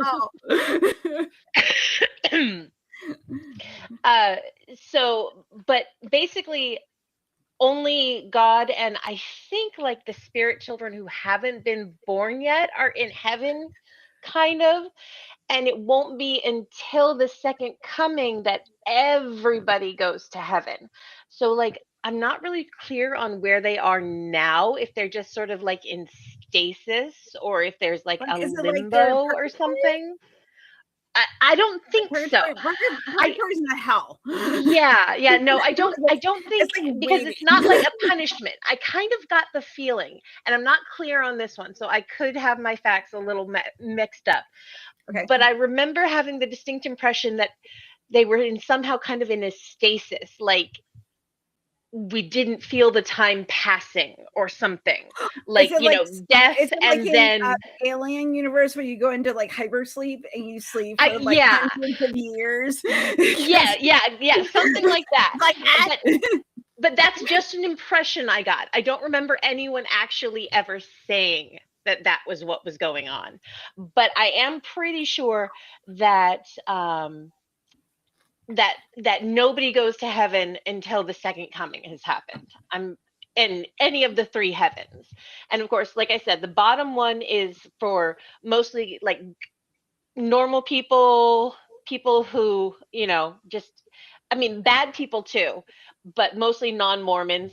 The second level, I think some non-Mormons can get in if they were like really good people, but never accepted the gospel or something.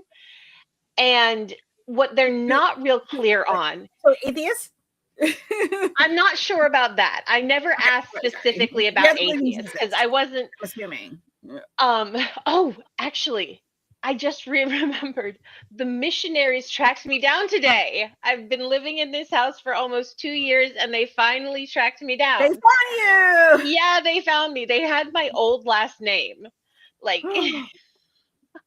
I changed my name back to my maiden name like in 22. So they were working off some old information. Wow. These poor brainwashed kids. I mean, these 19-year-olds that they stick in this horrible situation. Oh, it is Oh, so they hard on like the mental I health. have a note. It's like as soon as you knock on my door, you have agreed to pay $50 a minute. If you're trying to sell me something or you're proselytizing a religion, knocking on my door is a binding agreement, and it keeps. We've only had one person stop by, but like where I live is not very populated, but it still remains the same. Like, do not bug me. But also, if they did, I'd be like, so. Yeah. I I have mean, questions. I have mixed feelings about that because growing up with these kids, obviously not with those kids, but Kids like with that. kids like them. Yeah, I kind of I'm acutely aware of how very much kids they are. I mean, I think actually they've lowered the age to 18 now. So these are 18-year-old children who have never, most of them, gotten out of, I mean, both of these kids were from Utah. So, they've lived a certain way their entire life. I'm sure they've been very little exposed to anything else, more than probably kids my age were, what with the greater internet stuff and stuff. Right. But still, sheltered kids who are told their whole life that this is what they need to do as soon as they can, and then they're thrust out into the world, and it just, ugh, I can't be mean to them. I'm like, I just can't. I mean, I can't make it too hard for them because I'm like, those kids are gonna be so effed up. Well, They I really think like are. I'm I not mean, do you saying know that I'm that? going to be like mean. Oh, no, no, no. I But wouldn't think I you'd feel be like, mean, hey, but like if you're unfortunately, going to sell theists me tend to something, tend to take my questions as meanness. right? Like, well, because I would be like, if you're going, okay, you're going to present to me that this is the binding word of your God, okay? And I'm like, okay. I'm like, so explain to me. I'm like, explain to me, the basis of your religion, okay? And I'm like, okay, so get the basics down. Cool. All right. And I would go, all right. I go, I'm like, are there any historical documents? And then probably talk about Joseph Smith. And I'm like, cool. Before that, I go, is there documents in the American communities and myths or legends about how they came over here from the white people? like that would just be one question. Though I have heard a lot of people will basically go through Native American lore and then retroactively subvert these old tales and say these are what they really meant, and that means we're they're proof. we're retroactively Yes. applying what is with the colonialization and saying Yes. Yes. what I know, it's really creepy. And I mean, like that sort of thing, like they do that a lot. the practices were one thing, but like come on, I've heard them shame on you. say Quetzalcoatl was actually Jesus Christ, and that's why he's in, ancient myths and stuff. And I'm like, I just didn't realize until I was an adult. I'm like, you are like literally stealing and There you go. See, this is like I need right to by the schedule end. it. You can stop by for me in Kelly's 300 stream. Yeah, well, you're I gonna mean, be home. sure. I'd love to. If you're home, it is Memorial Day, but if Yeah, can't. no, we're not due. Oh, actually, I am. Oh, no, I probably can't because I'll have both my kids with Okay, that's me. fine. In fact, I might be driving my older kid back to their home before they go back to school the next day. So yeah, but I'll be listening in while I'm driving. So Cool. Okay. All so right. I will be listening, but no, I don't think I'll be able to make it. I forgot it was in the middle of the day. Well, we'll hang. We're all in the same circles. We're all friends. Yeah. It's fine. So, but you're not going to the Ark Encounter protest this year, are you? No, I'm not. Because I'm doing. I can only do. Yeah, you can only do so much. I came in Like, just as you I were guess, saying that like, last time. I'm doing the Black Knot. I'm doing Revival of Reason. I'm going to NanoCon Hell or High Water, and I am going to Rocket City Reason. So I'm gonna be on a couple panels at Black Non-Believers, content creators, and being like queer atheists. Being in like this intersectionality between like queerness and the spaces that content creators and stuff like that. So it'll be it'll be interesting discussion. Talk about sex. That'll be another topic we're going to talk about. Oh, well, one of my favorite topics too. So I we know don't how only much talk fun about that is. so that and then NanoCon, I'm just gonna hang, do some hanging and healing, and then Rocket Series, and I'm gonna be doing a little bit of volunteer work for safety, at making sure people are safe, and that if they see something or hear something that might make them uncomfortable, or they want someone to take direction, they don't have to report it or try to break it up. They can bring it to one of us. We will have certain colored lanyards on. So you'll be able to come to us, and we'll have a plan in place to make sure, and Elliot Cantor, who, if you watched him over on Maya's channel the other day, he's the one that's going to be putting the whole thing together for us to get trained on. So that'll be happening at that conference as well. So I love that idea. Yeah. I have been to cons where someone like that would have been so useful. Yeah. Comic-Cons can get wild. That's the thing. Like, we like when we did the R5 excursions, like we understand that for people that are leaving religion and don't live in our world, they may not want to be photographed for promotional materials. So we would say, like, hey, if you're okay having your photograph taken, wear the green lanyard.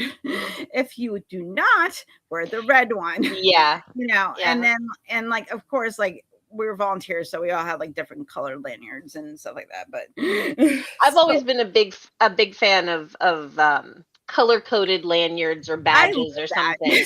So I've been places where you wear different colored ones depending on what kind of level of greeting you're okay with: hugs, kisses, handshake, fist bump. Yeah. So like, I love the I think that's helpful, like, because then like you don't have to get into awkward conversations. You're just like, okay, and also too, but like where the safety is, because like because like it's gonna happen. We are, because like, again, we are a complicated bunch of people. Not everybody's, just because someone's at a conference and they're an atheist does not mean that they're a good person. You're a very good person.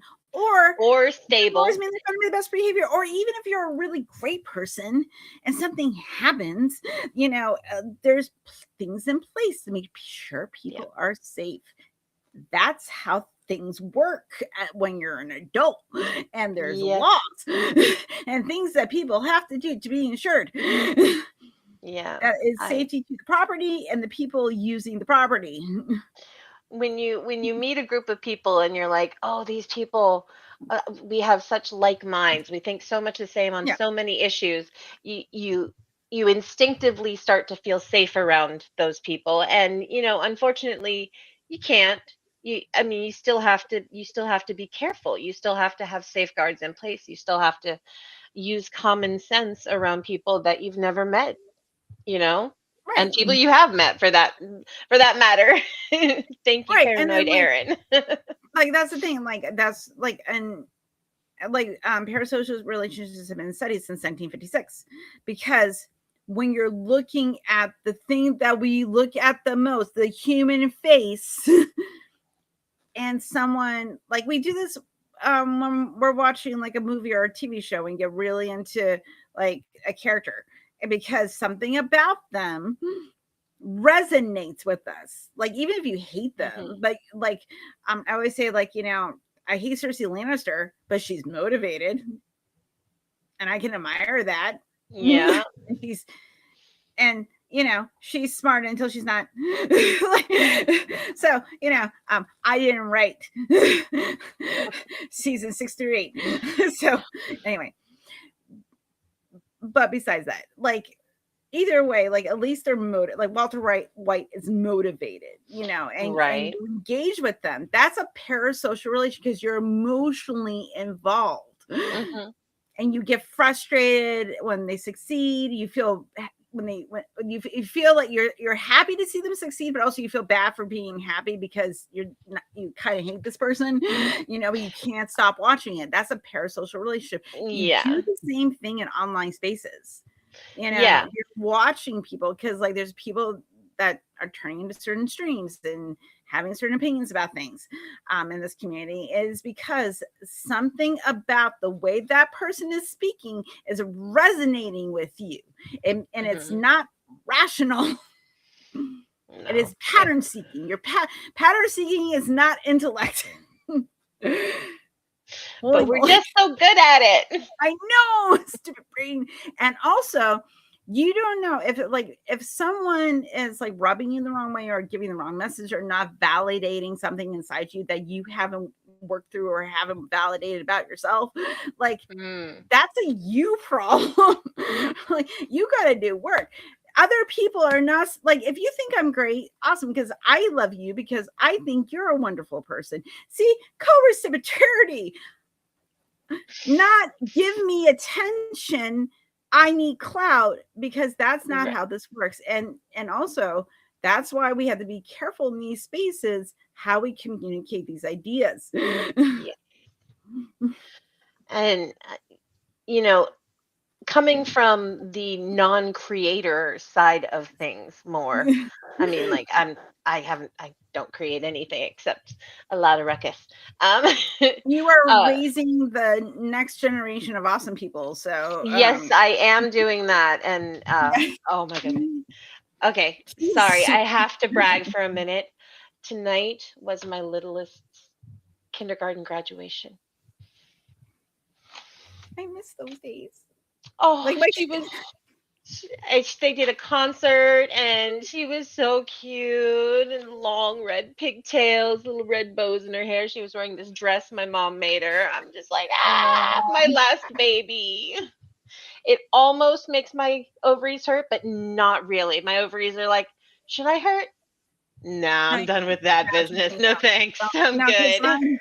After everything I went through, girl, like, just don't like listen, I am a fan. Listen, okay, fine, like, this is reproductive rights, okay, like, when you're done, you just get it taken out. You don't even have to go through the suffering. You don't have to go through like the fibroids and the ovarian cysts and the endometriosis and all that shit. Like, when you're done, like, I've had 1, I've 0, 4, cool, all right, get it just taken care of. Well, I am taking the other 100% effective route of birth control right now. So, I'm good either way. I got celibacy is 100% effective. So is getting your tubes tied. True. Yes. So, that argument. I'm considering it just in case I ever decide to, dust out the old cobwebs. I'd rather not have to think about that, because technically the factory is still running. Technically. I couldn't imagine having a small, like, okay, like, I love my niece. Oh my gosh, I would die. Having one at 39 almost killed me. I mean, I swear, I love the kid, but I'm 44 and she's 6, and I'm tired. I'm tired. I'm really, really tired. Listen, I don't have a child. I do. I have a child. Like, and they are living at home, but they have a bunch of health problems. So, like, I'm doing the exact same thing, but they're adults. Like, they can take care of themselves. They can entertain themselves. They have their own friends. They're like, I'm going to go to this person. I'm going to Dad's. I'm going here. Okay, fine, go. Just let me know when you're leaving and when you're coming back.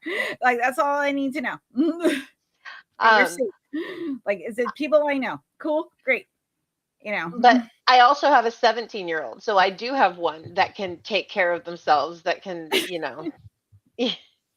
Oh, yeah. That's probably Well, that. I'm definitely not the Virgin Mary, so I think I'm okay.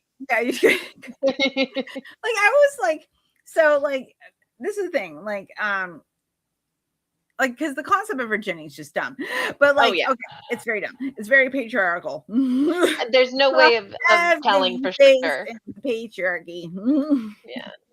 And Which is there's very literally no sexual. no scientific way of knowing Right. if somebody is a virgin or not. It's No, just it's not a thing. they would have to tell you, I have never had sex. And that just means you've never had, like, and I count coitus. I'm I mean, like, you've I had count oral it. sex. You've had somebody's genital somewhere on your body. Yes, you didn't do the When cooch the peen. Like, you didn't do that. when I have talked about sex and like really defined it, I have decided that for me, anything with the intent of mutual sexual gratification Yes. is sex. Yes. There you go. Well, in person. I do not count not in person. I mean, like that's I mean, I suppose it's a kind of sex, but Because I think sexting is a form of intimacy. it is a form of intimacy. I don't know. Is it bodily? Like I'm in the same. This is the thing about. Yeah. This is the thing about parasocial. See, we're gonna bring it back around. This is the thing about parasocial. Where's the line? Yeah. Yeah. Because to I mean, me, I thought it was really had clear when I was relationships like, where I was very sexually attracted to someone. And we have sexted, and feelings happen, but haven't met. yeah. And there can definitely be intense sexual feelings So let's remove over sex. Let's move yeah. into friendship. Mm-hmm. Let's move into alignment, value. Right now, I am working on relationships in my therapy because I am very bad at them, actually. I tend to pick people who I tend to be a people pleaser, and I tend to pick people who I feel like need me, because if they don't need me, then they won't want me, in my head, not in real life. I understand that this is a me thing. This is the inner voice. Yeah. Yeah, this is the inner voice. I, Yes. I don't have that voice, but I'll tell you my voice after you're done. Yeah. So both my marriages and a lot of my friendships have been about what I can do for them, and it's been very, very, very imbalanced. Particularly my most recent marriage was incredibly imbalanced. He I don't even know if he ever really liked me. I just made everything so easy for him that he just kind of just needed to go along with it, and he did. And I don't regret it, because obviously kids are worth whatever, but if I'm going to ever get into a relationship again, which I think I would like to at some point, maybe, I need to not get into that kind of relationship. I certainly want to build more real friendships, and I think that I'm doing better in that department. You all, like the people I've been meeting in the community, I feel like are solid people, and I'm kind of not jumping into that whole thing that I usually do, like, let me do whatever I can for you to impress you. And I mean, I don't know, it's what is the kind of relationship where I don't trust me, I trust you, or something? Am I ringing any bells from? Yeah, the attachment style, the anxious attachment style. Disorganized. Or I'm I'm trying to remember you need to anxious. be needed. Yes, I'm an anxious attachment style. Very anxious. Okay, yes, anxious. Yeah. So I was remembering that. Organized is both. You're oh yeah, anxious, yeah, anxious and avoidant. Like yeah, but I'm not avoidant. Like no, I've gotten more avoidant, actually, in since I was like, wow, I suck at relationships and I just need to not for a while.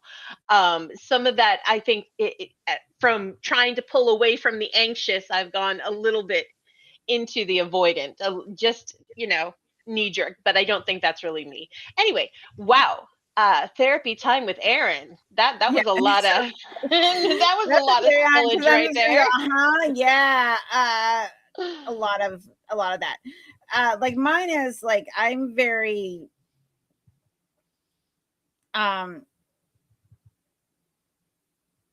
what's the way I have to put it? I've always perceived myself like too much and not enough. Like it's the neurospicy brain. Having terrible emotional regulation. That's why I'm on the drugs.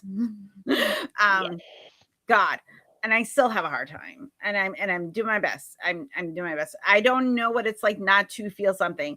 I don't know, like when people are like, I'm just gonna stay. I'm like, I'm feeling things all the time. You're just not hearing about it. Like I'm always anxious. I'm always like the noise. It's Spinning constant. thoughts. Yep. Okay. So, and I know what I'm like.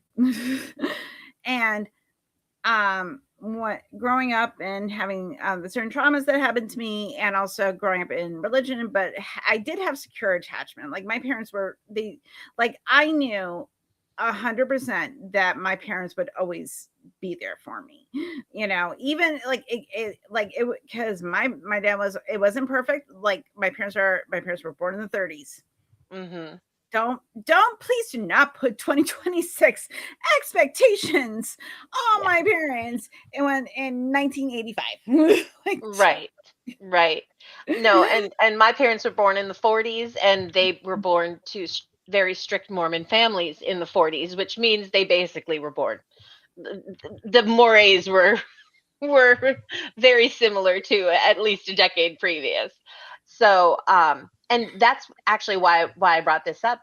I've been thinking a lot about how growing up Mormon has affected my relationship, my attachment style. Right. And, you know, Mormons are always supposed to be being helpful, and they're always supposed to be being useful, and put your shoulder to the wheel, push along. Do your duty with the heart full of song. We all have work, let no one shirk. Put your shoulder to the wheel. That is a beloved song. That is very Snow White. Wow. Whistle while you work. well, I'm like, huh? It sounds like something you would sing to a child. Yeah, I mean, Clean up, yeah, everybody do your share, clean, like you're getting people to work cooperatively, but still, but it's there's like no song about work as an adult that I would listen to that encouraged me to be like, yay, work is great. but I mean, that. the thing is we would do service projects, most Sundays. It felt like, at least when in good weather, we would be doing service projects somewhere, I'd say at least twice a month, if not more. And we would actually sing songs like that while we were doing this work. And I mean, like, okay, so it kind of did make it more fun, whatever. But but it's so culty. It's so Yes. weird. It's like the Catholic Church, but you were singing songs like in church, I remember This Little Light of Mine, but just because I just like it. Like that's the one that I remember because I was like this little light of mine. But it was more like this positivity song. Yeah. Like, I'm gonna let it, like, hey, be the light you want to see in the world. Cool. I like that message. But it, like the more religious ones, the ones that I only really remember are Christmas carols because those were fun. Because like Catholic hymns, not the best. And like the thing is though, is that my parish, St. Elizabeth Seton, there were older people. So mass wasn't like cool. But St. Marie, which was the church of the school I went to, they had live bands on Sunday, and I wanted my mom to take me to that. And also all my friends were there because all my friends were at church. Did your mom think it was too scandalous, or like, did she? I want to see Marie's. I want to see my friends. What? Did your mom think it was too liberal, or was she on board with it? No, it was like she liked her because my mom was old Catholic. My mom was old French Catholic, and like that particular parish was, and my mom's older. My mom, like this is the 19. She's in her late 40s. Like this is the thing she knows. This thing over here, I don't know. Like it wasn't because it was too liberal. Like she still went, because my brother Bob would make her go with us. Like, come on, Mom, like let's take Helen to the fun church because he liked contemporary music. And it is more fun. And my friends were there. And that was the whole point. And then I'd be like, Mom, this is boring. But she also knew if my friends were there, that afterwards, because it was a parking lot, and after all the cars would leave, the kids were still there, and we would run around and play when we were little. And the adults would stand there and they would chit chat while we all played with each other. This was my childhood. Yeah. I have good things and bad things. Catholic Church, bad. Hanging out with friends, socializing and listening to good music, good. See, I have sense memories of skinning my elbows on the burlap wall covering that was on every single Mormon church back in the 80s and 90s. I mean, I remember. The rugs. Remember the rugs? And the industrial rugs too. Yeah, because for some reason the basketball courts were all carpeted. It was insane. We had the transition from like, remember when like tar was part of like the ground, like you're playing, like you would be on a swing set and no one thought like to put asphalt underneath it, any sort of soft landing. And now they have rubber mulch and like bouncy soft pads underneath, and I'm like totally grateful, but there was a time, like now I look at it, I'm like, wow, look at all this kind of safety stuff, like trying to keep kids as safe as they can. Like grass is okay, mulch is okay, maybe like if a kid climbs up a rock wall, they don't have to jump down, they can just walk across to someplace else. And it's even been since my oldest, my 17-year-old, like by the time my 17-year-old was 6, I'm pretty sure they were out of their booster seat. And my 6-year-old, well, she's only 5 yet, she'll be 6 in June, has just graduated to a booster seat. Now, my oldest was much bigger, younger than my youngest. My youngest is a tiny little thing. So that's part of the reason, but still, I know the standards have changed for when you're allowed to be in any of them. And I mean, I'm glad to keep her safe as long as possible, but it's interesting. I mean, like, what are their kids going? Are they good? Are their kids going to be just in like this bubble or something, like literally wrapped in bubble wrap?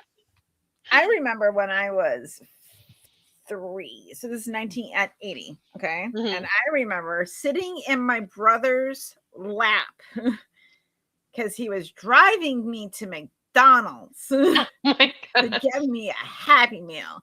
I am sitting. He's driving. Yeah. to McDonald's, and I'm sitting in his lap. So if Yeah, I hold on to the booster seats for a couple more years, yeah. okay. Yeah. Like, or like the thing is though, is that like no, I look on that back on that, I'm like, that's insane because I've been in a car accident. Yeah. Oh No no. seatbelt. And I would used to yell at my dad because I learned in grade school. I was it's from watching Sesame Street that you should wear your seatbelt. And I remember my dad wouldn't wear one because he was like a product of the 50s. And he that's when he started driving. And like nobody wears seatbelt in the 50s. So it was like 1980, like 8 or something like that. I'm like, Dad, you should wear your seatbelt. Dad, you're gonna fly out the morning. I'm like, no, Dad, if you get in a car accident, the momentum's going to throw you out of the car. You're gonna hit your head against the crash.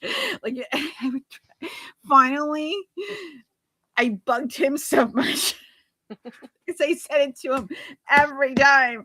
Like, I would put it on. I'd be like, you should be wearing your seatbelt. He was like, okay, my dad was a big non-seatbelt wearer too. And he started wearing them in my older daughter, older kid, excuse me, pardon. Sorry, kiddo, about that. Not daughter, older person. Okay.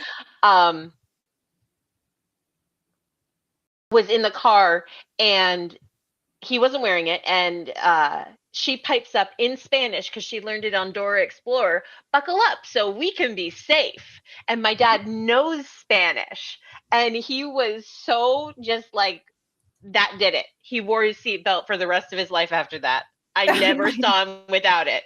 It just took that. He was like, oh my gosh, that's so cute. Okay. That's all it took. That's really cute. I love that though. Good for her. Yeah. Dora. This is also the same kid who, when they were 8, because Mormons get baptized at 8, and we were living with my mom because my dad had your confirmation in the Catholic Church when you're 8 years. When you make your first communion and when you're 8 years old. Yeah, I've often thought that that's why they chose 8, just to kind of make it a little parallel. Mormons love to pretend they're more mainstream Christian than they actually are. No, you guys are weird. You're weird by our standards. And I'm a Catholic. I'm a former Catholic. Okay, I'm a former pagan, and I'm like, you guys are weird. Like when she was, I'm like, what? Because your lore it is extensive. Wow, it is, yeah. And so many strange things are canon. Girl. So on the live stream I'm going to Man with Kelly, I'm reading dark Christian romance. You told me. I'm so excited. It's a fucking genre. What? I'm so excited. Oh, that's so funny. I'm so excited. I'm just gonna I'm not gonna read it first. I'm just gonna go to .net, find it, pick out maybe like a really short story and see where we go. You remember the once dubbed worst fanfic of all time, My Beloved? We had a reading. I once did a dramatic reading of it too. So we were it was my roommate, my oldest, and me. Last summer. Okay. Oh, recently. Oh yeah. We bought a book. There's a book. Oh my God. My people of the internet. This was a 2007. It was Harry Potter. So yeah. Okay. This is a so fanfic. Bad. It is the worst fanfic, but it's also the best fanfic. It is comically bad. Harry Potter universe. It is. Like, I can't. I'll read some prose. I'll just read a little bit of prose. It is supposed to be so dirty, and they use words like doing it. My beloved fanfic. Oh my God, it is. Okay. No, it's not My Beloved. It's Oh, fuck. It's my You knew what I was talking about, though. So it's the something like that. It's the Evan Evans song. Yeah. Oh, My Immortal. My That's what Immortal. it is. Thank you. Because like, I'm glad you knew what I was talking about then. Girl loves some Evanescence. Yes. Amy Lee is mentioned a lot. Yes.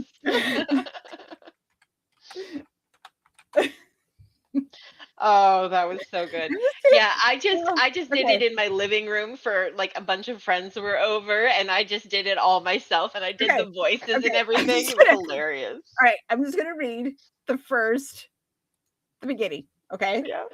Okay. So, all right. Hi. Okay. It starts with hi. Oh, chapter 1. And special fangs, Fangs. Get it? Because I'm gothic. Goffik to my GF. Ew.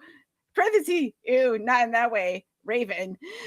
Bloody Tears 666 for helping me with WIF the story and spelling. You rock. ROK. Exclamation point.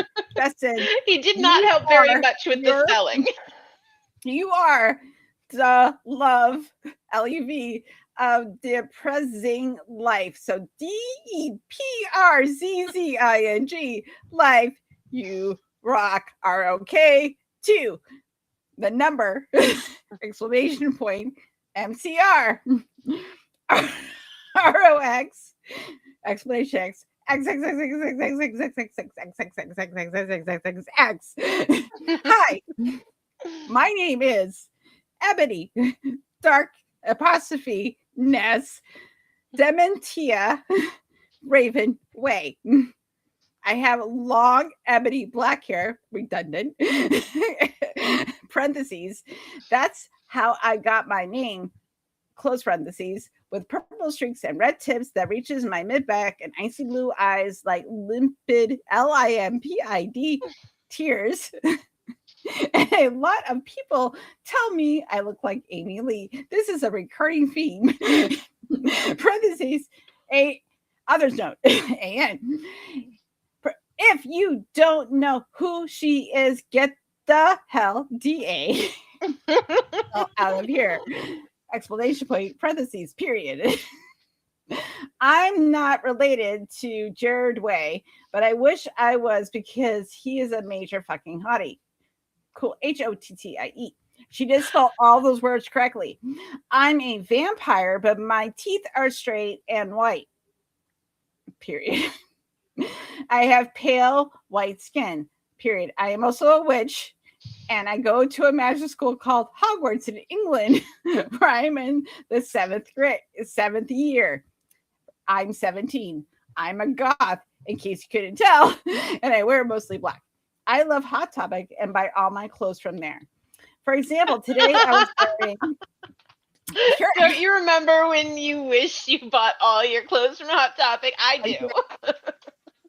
I do. I was a manager at Hot Topic. When Lucky, I was a young girl. You were one of the cool kids. I was, yeah. And then I got pregnant and started having morning sickness, and it was really bad. I really bad morning.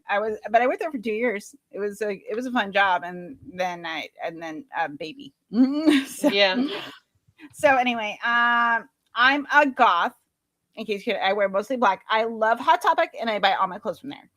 For example, today I was wearing a black corset with a matching lace around it and a black leather mini skirt. Corset with black matching lace around it. I'm trying to imagine this outfit. And a black leather mini skirt, pink fishnets, and black combat boots. I was wearing black lipstick, white foundation, black eyeliner, and red eyeshadow. I was walking outside Hogwarts. It was snowing and raining, so there was no sun, which I was very happy about. Friends stared at me. I put up my middle finger at them. Hey, Ebony, shouted a voice. I looked up. It was Draco Malfoy. What's up, Draco? I asked. Nothing, he said shyly. But then I heard my friends call me and I had to go away. Period. X. Other choice. Is it good? Question mark. Please, PLZ, tell me thanks. That is the end of chapter 1. It is. There is no plot. There is no. Chapter 1 is entirely her description of herself. But it's like, it's the thing that you're like, did some adult write this? Like, because it is in new teen slang, but also not know it. Like, I'm like, why can't she spell? Like, she'll do. Yeah. She'll like just like please, like PLZ, and then she'll write a whole sentence with every word spelled correctly, and then you go to the next sentence and 3 words are spelled wrong, and then other ones are in like text If speak. it's a Poe, it's a great one. It is it is such a good Poe if it's a Poe. We were like, I like, we bought the book because we all read chapters, and we like, I was like, what is this? And they're like, have you, like, Connor was like, have you introduced your mom to My Immortal? And I'm like, what? Oh, there's videos. There's people that have done videos. Oh yeah. So sorry. Now that she's here, I'm just gonna do what I'm going to do now. So okay. So I'm gonna pull this up because this is kind of great. So there's this girl who I think she has a YouTube channel. It's very early YouTube, and she animated like chapters, but it's like very crude, but like it's like so perfect because it like she's reading the descriptions and you see the animations, and there's like, you know, Dark Charlotte, you know, like showing, and like her describing herself, and then like, and the way that she describes sex is just, oh, I know, it's so like, it's cringe. And it sounds like a 14-year-old girl, but yeah, also exactly not. I mean, it does kind of sound exactly like I remember thinking, if I had written that, I would have been like turning myself on so much if I were that age and writing that. And so I would assume it would turn everybody else on so much. So, you know, it's those like, scenes that really, it's kind of like the inner workings of a goth teenager. Like, yeah, like, you know, but you're into like this really cool thing that you're like, everybody loves Harry Potter. It's like the best thing ever. But like, but let's make it goth, but not just like goth. like I'm gonna have vampires, and Snape is a vampire, and he's sleeping with Lupin. It is. I'd forgotten that part. Oh my god. It is. And this bitch, like, and Harry is like barely mentioned. Like it's all about Malfoy. This girl loved Draco Malfoy, which is fair. Yeah. My friend Natalie is a Draco Steen, and I got her a candle just as a gift because I saw that. So she said, smells like being banged by Draco Malfoy in the restricted section. And I was like, perfect. Yeah. Happy birthday. like that's me. like that's that, like, but this is the same thing. Like this girl, I can't describe where the story goes. It, like, there's no plot, but it goes to weird places. It's just like random. A lot of hot topic. Lots of hot topic. Lots of Evanescence. Lots of Amy Lee. This is peak. Like, I'm a 13, 14-year-old girl. Okay. I love, I like goth aesthetic. Like, I like all the spooky stuff. She probably watched saw the night before Christmas. It was like a revelation to her. Probably enjoyed the craft, or maybe probably enjoyed the craft. Probably was watching Buffy. Probably like she's on that cusp. Like I'm not an adult, like and I know, but adults have sex. Like I like the things that I'm looking at now tell me adults have sex. What they do, I have an idea of it. The execution. I have the broad concepts down, but right. And I know the concept of gay people exist. And I kind of like the idea that gay people exist. But not bi people. No, of course not. I mean, that's just weird. That's just weird. Like you're having sex with you're a vampire with straight teeth. Like straight white teeth. What the heck? What did that? It makes me think though. It makes me think though. Like gnawing, like you're in sight, like she's just like gnawing on people. But it's those little things too, because that would mean that the author themselves did not have straight white teeth and were embarrassed about it, and so they made their Mary Sue have the straight white teeth, because obviously this character is everything. If it is was an actual 14-year-old girl, this character was everything they wished they were. Oh, okay. So this girl, like it's her eyes do change color. They were icy blue, but then they changed to red in chapter 22. I just read.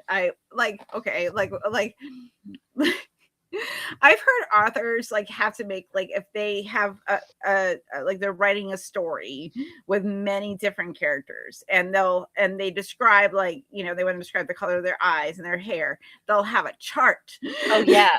Consistency, because they're like, oh, I'm like, what colors does John Smith have? Oh, okay, they're brown. Okay, like brown eyes or chestnut or whatever, this girl, one character. And it's not like she gets angry and they just turn like they were blue, because she describes her appearance a lot. Because like but this, I get it. Like I was in my late 20s and I had just moved to down here, and I started meeting all the other goths, and like it was the time when you're in your late 20s, early 30s, you're with a death metal musician, metal guy, and then all your friends are in the music goth culture in Tampa. And then I was like, fuck yeah, I found my people. And you're pagan. Oh yeah. This is the whole thing. And like, I never got rid of it. I did the whole goth pagan BDSM pipeline myself. Yes, that's what we did. Yes, see, that's how we got here. Now we're goth pagan BDSM atheist pipeline. Except I was an atheist the whole time. So like kink, progressive politics, and atheist. This is it. And I talk about trauma a lot. Right. And most of us are neurodivergent. Yeah, that's like the thing. Like, okay, like I have to see everything through this lens, because like I can't help. This is the thing. Like, this is the neurodivergency, guys. Like, when you learn something really, really well, you cannot help but look through things through that lens. Like, people like that play music all the time, they see the world through like a musical lens. Like, I see the world through a social psychology lens. Can't help it. And I'm too trauma informed. And I had to share it. Like, hey, get some mental health. So the other thing I've been thinking about, because I've been thinking about psychology and religion a lot lately, because I'm blanking. Beard of Empathy is going to interview me about he's a psychologist, and he's going to interview me about religion and psychology, leaving religion and psychology. And I've been thinking about how much my ADHD probably had to do with the fact that I never really bought into the whole Mormon thing, that it just never made sense to me. It's just, my brain is very good at like detecting bullshit. Like when people, when things don't make sense, I can't just ignore that. I've never been like, I get hyper fixated on the things that don't make sense. That's And me. so I'm I like, why do couldn't, you? That's the thing about like psychology. I'm like,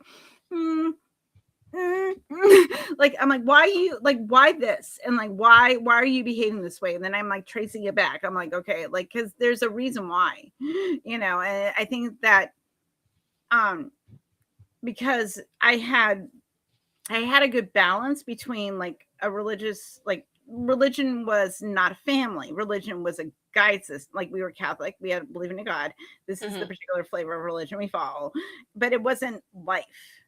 We went on vacations. We normal family vacations. We didn't talk a lot about religion in the house. Like I had like my mom didn't even really make me read a Bible.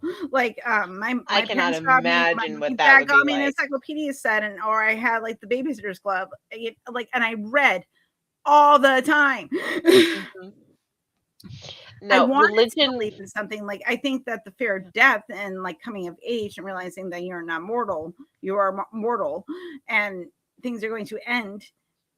That's scary, and I wanted to like, well, there must be something like, because like also not a mature brain. I couldn't conceptualize of nothing Hmm. ever Yeah. because what there's not like, what is that?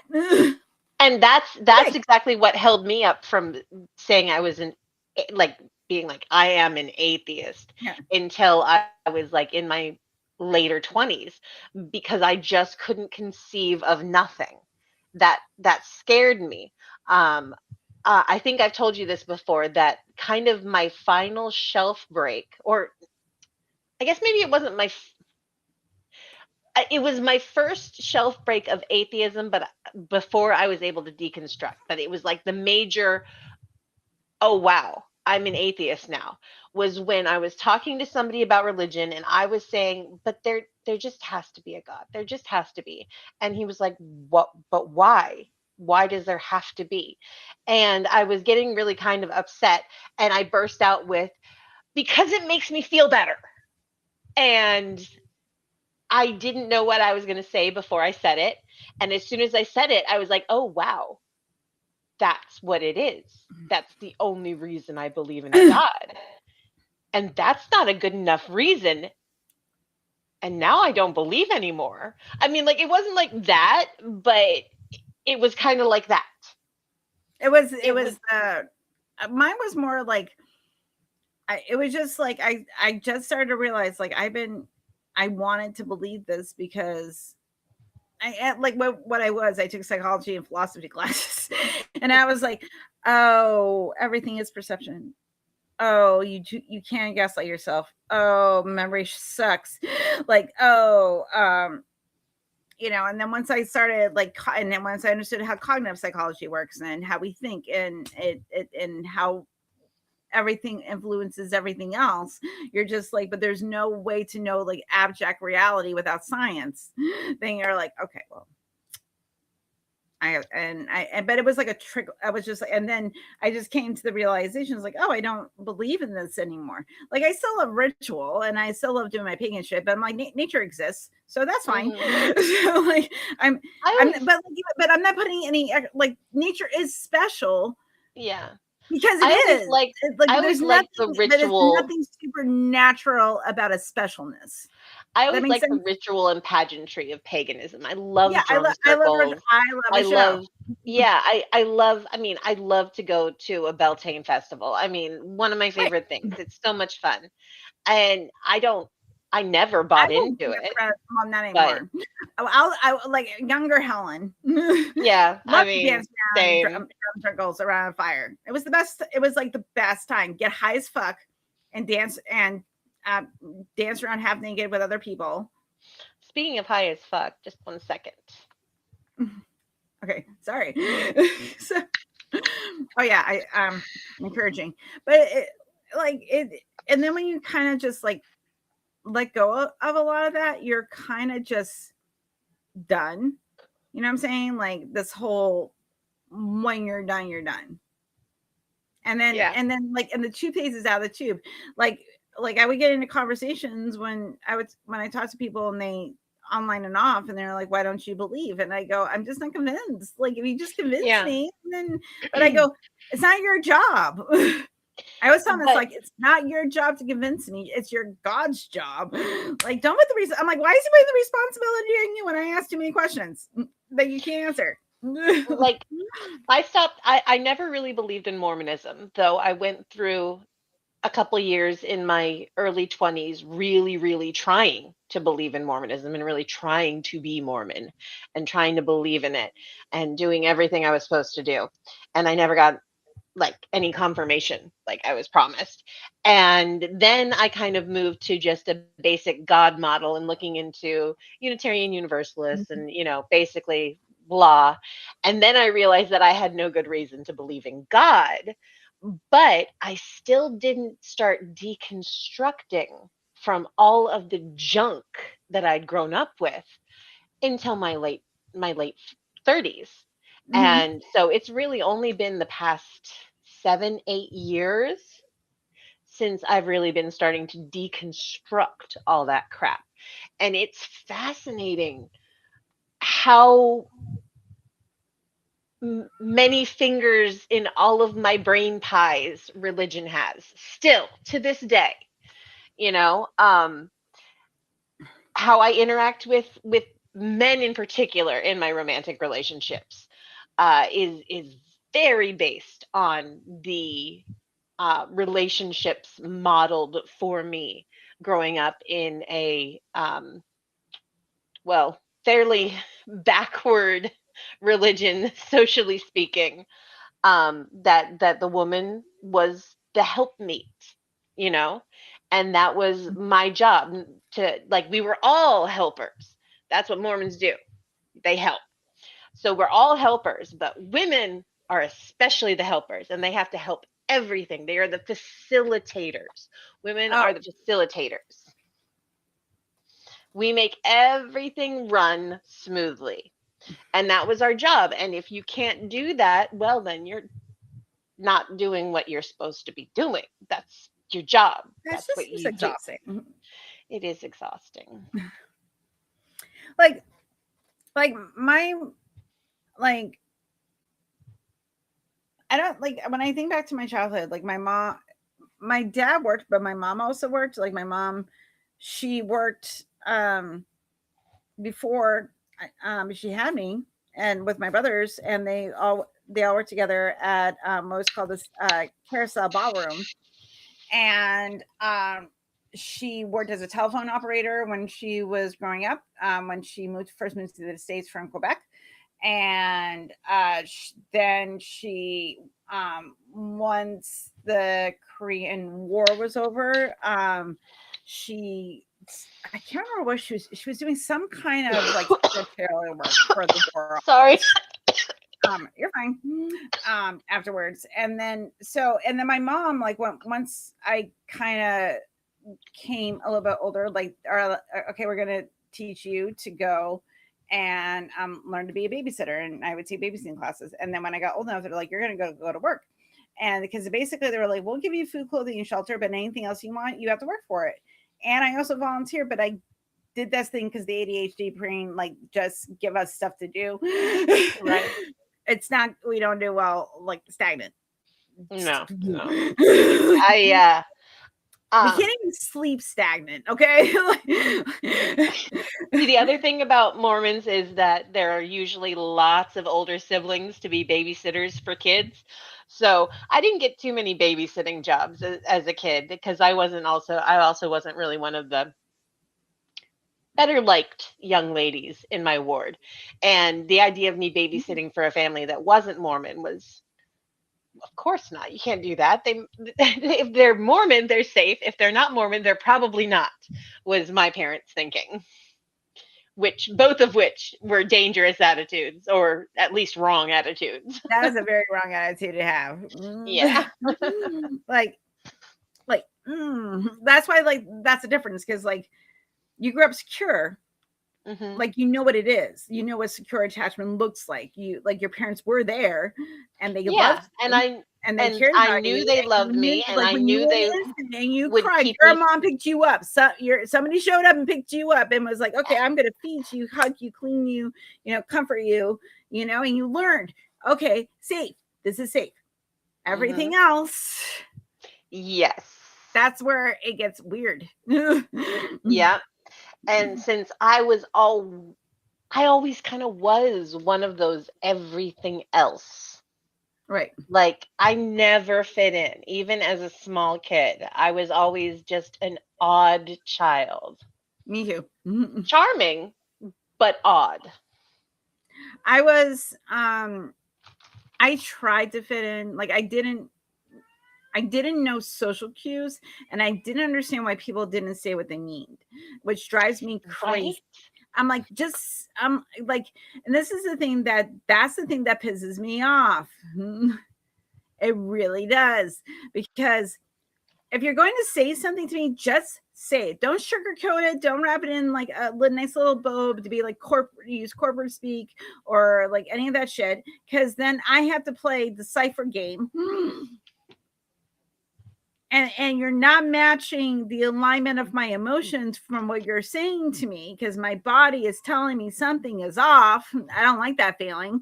So now I'm questioning too much, and now I'm overthinking, and I'm like, please Right? don't do that. And that's what the ADHD, right? Because then we fixate. Okay? Yeah. No. And if And you have unresolved trauma and you fixate, oh my God, it is so much. And that's why we over ADHD people, like, and plus we don't know what of our emotion, because there's depression and anxiety with ADHD, and they add yes. like I have the autism on top of it. So social cues for me are just, I don't know when someone's flirting with me. You have to actively tell me that you want to have sex with me and you think I'm hot. Okay, like, and want Helen, to engage in that. Like, you I have think to. you're hot, and I am always flirting with you. Just I know, I'm always flirting with you take that too. as a given. Okay, so like, but we all flirt with each other in this community. That's the difference. That's true. Okay, we're all big flirts. You have to explicitly tell me you want a mama glaze. It's Buttercup. Yeah. It's pretty girl. So that's how you know, like, that you have to explicitly tell me things, because like I don't know what flirting, like, I flirt with everybody. I'm just friendly. And if Right. I'm probably going to tell you I think you're attractive. I'll just tell you, I'm like, I think you're hot. Also, boundaries. Cool. Right. That's all. Yeah. That's all. I can tell you I think you're very attractive. Also, we'll figure out on what level that will look right. like. That's how that works. But the big ADHD thing that I think caused me the most trouble socially was the rejection sensitivity dysphoria. That, oh man, has that caused so many problems? That for the first time like 5 years ago, and then all of a sudden I'm like, everything makes sense now. Yes, the first time I heard about that, I felt exactly the same way. Mind blown. I'm like, oh my gosh, this is me. Yeah. And it makes no sense. And you have to regulate it all the time. Like, and then it can't be medicated. Yourself. No medication helps it. The thing is, though, like, once you know it, if you swing to the other side, you're like, am I being rejected? I don't know. Right. Like, is it my brain? Or am I? And that's the thing. That's why I don't like people being ambiguous, because and not their words not matching all the things that tell me that you're not telling me the truth and you're hiding stuff. I don't like that feeling. I can sense it. I hate that feeling. And I all I can do to combat it is try and be as honest as I can, and let people know, hey, if you're having like some sort of feeling like I'm not being honest with you, talk to me about it, because I probably am, or at least mostly, but talking about it is good, More Right. information is always better for me. I'm always like, hey, like I tell people, I'm like, I just want you to be honest. Like what you share on that level of the honest line depends on the context of the conversation. So, that's fine.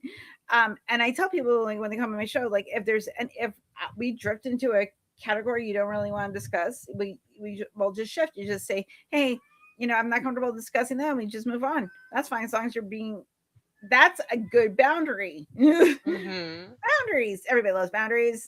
So I love boundaries. I love clearly stated boundaries. I love very clearly stated. Oh my goodness. Please. Fries and rack. Oh my God. This should exist in every space. Yes, it absolutely should.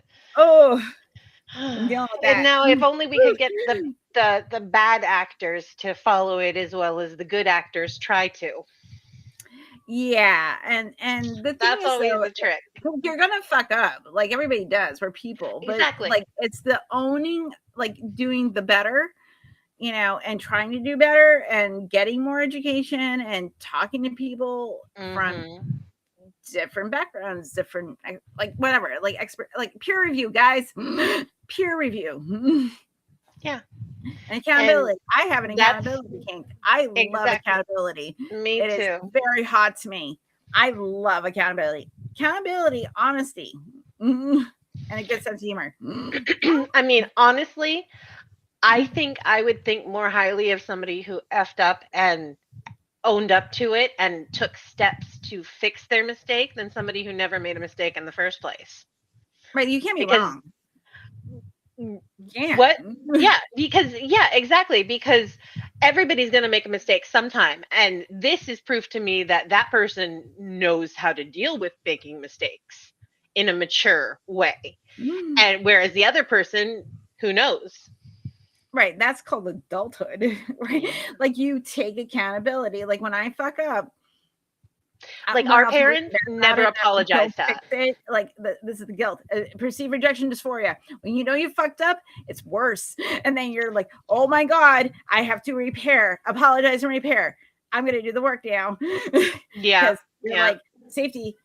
Like this is like, but this is a good response. Because it's a motivator. And like our parents never apologized to us. Even when they messed up, they were never wrong because they were the parents. And I think that's one of the things our generation fixed the best. Yeah, I do kids, too. That we are much more likely to own our mistakes and apologize and admit that we are not infallible. Right. Yeah, and I think that's the problem, where we want accountability, like because they're like, I understand, like if you rely on external factors, your parasocial relationships to give you value, when things shift, that's when you see toxicity. That's where you see someone expresses, I'm into kink and I'm queer and I'm poly, and if you're a woman speaking, then you hear like, oh, she's a slut, you hear misogynistic language, you hear racist language, you hear transphobic language, you hear even within the in groups, like in progressive places, because they were performing progressivism. Real progressivism means we're all equal beings, like as people, right? And we fuck up. And when you fuck up, you own it, apologize, and you do better. Maya Angelou, now that you know better, do better. That's it, and you can admit that you're wrong. There is a path to redemption, but you don't get to decide that. Like, you don't get to say, like, well, I'm gonna, like, you see it all the time. People like, Russell Brand, perfect example of this motherfucker.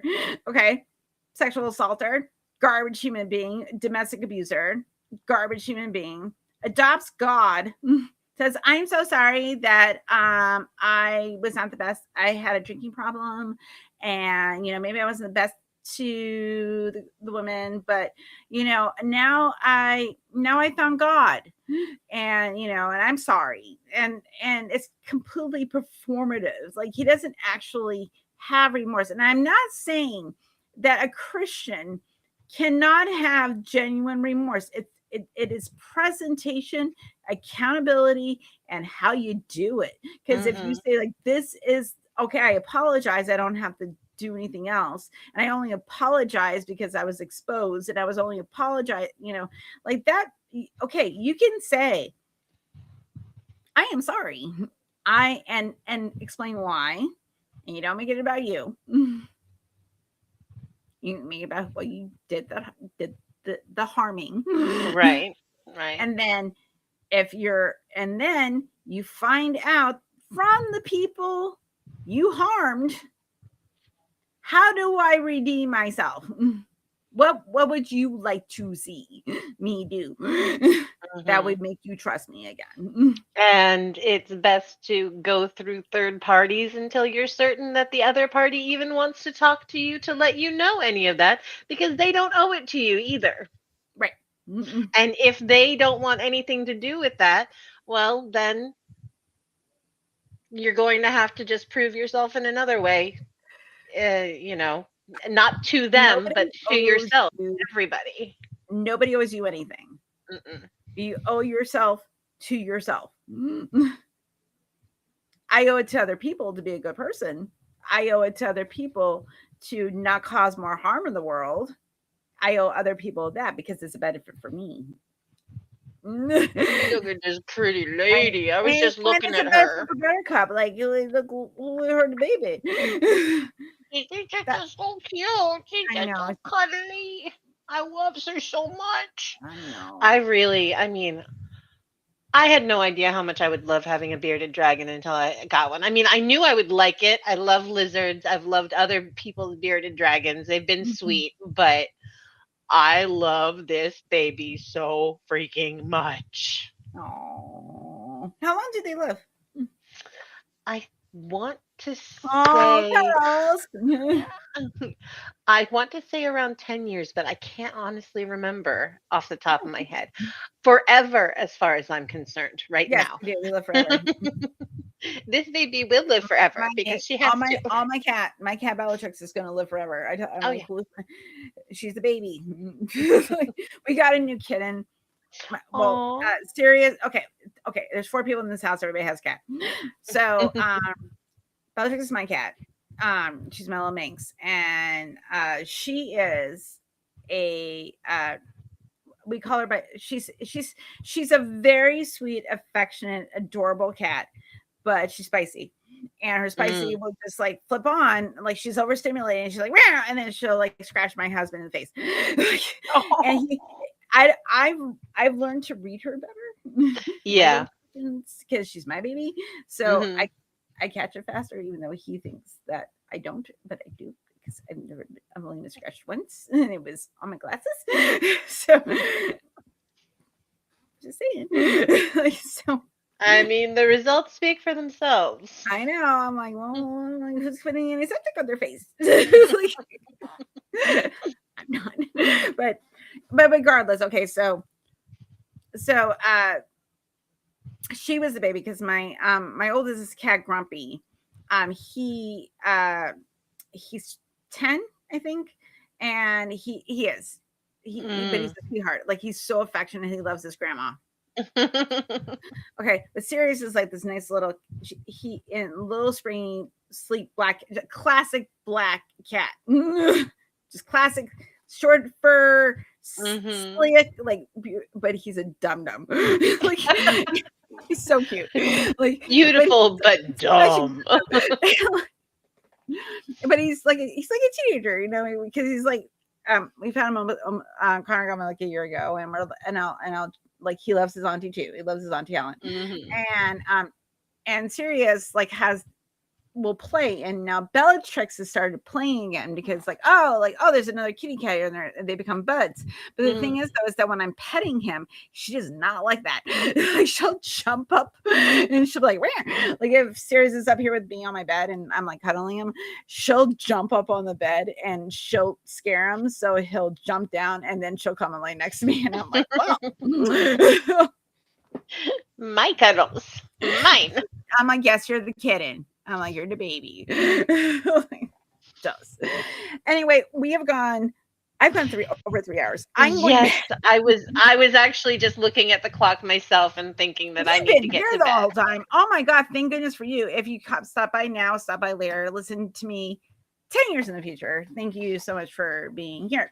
Anyway, as a reminder, hey, over here, do go click on the QR code, do some donating and share that online for we're raising $50K for 15 years with Black non-believers. Also, come back on Thursday because Jamie the Blind Limey will be here, and we will be talking about humanism, theism, and what do we owe to each other. So we're going to talk about that. So see you all here on Thursday. Tomorrow at 5:30 p.m. I'm going to be Eastern. I'm going to be on Maya's channel, Atkinson, talking about trauma healing and parasocial cross trauma, and how do we deal with that in these spaces. So we're going to talk about that, and I'm going to bring sources. So I'm not talking out of my ass like some people. So anyway, I would like to wish everyone a very good night. Hey, Aaron, where people can find you? Well, I am usually in the chat every morning at the Daily Atheist Morning Show. And I will be doing a interview with Beard of Empathy, and I am going on the Detroit Atheist Queens stream at some point, and I will be back with you to do that Mormon episode that you keep promising us, because that'd be so much fun. Okay, well, we'll do it. I'll make it happen. Okay, great. Yeah, make it happen. Well, thank you for letting me come up and hang out with you. It was so much fun. fun. I'm going to change the thumbnail later. Right now I have to go to the bathroom. So, well, you have a good night. Good night. Be kind. Stay skeptical. Give someone a compliment, and I will see you all here on Thursday at 7. Bye. Bye. Bye. Bye, Internet.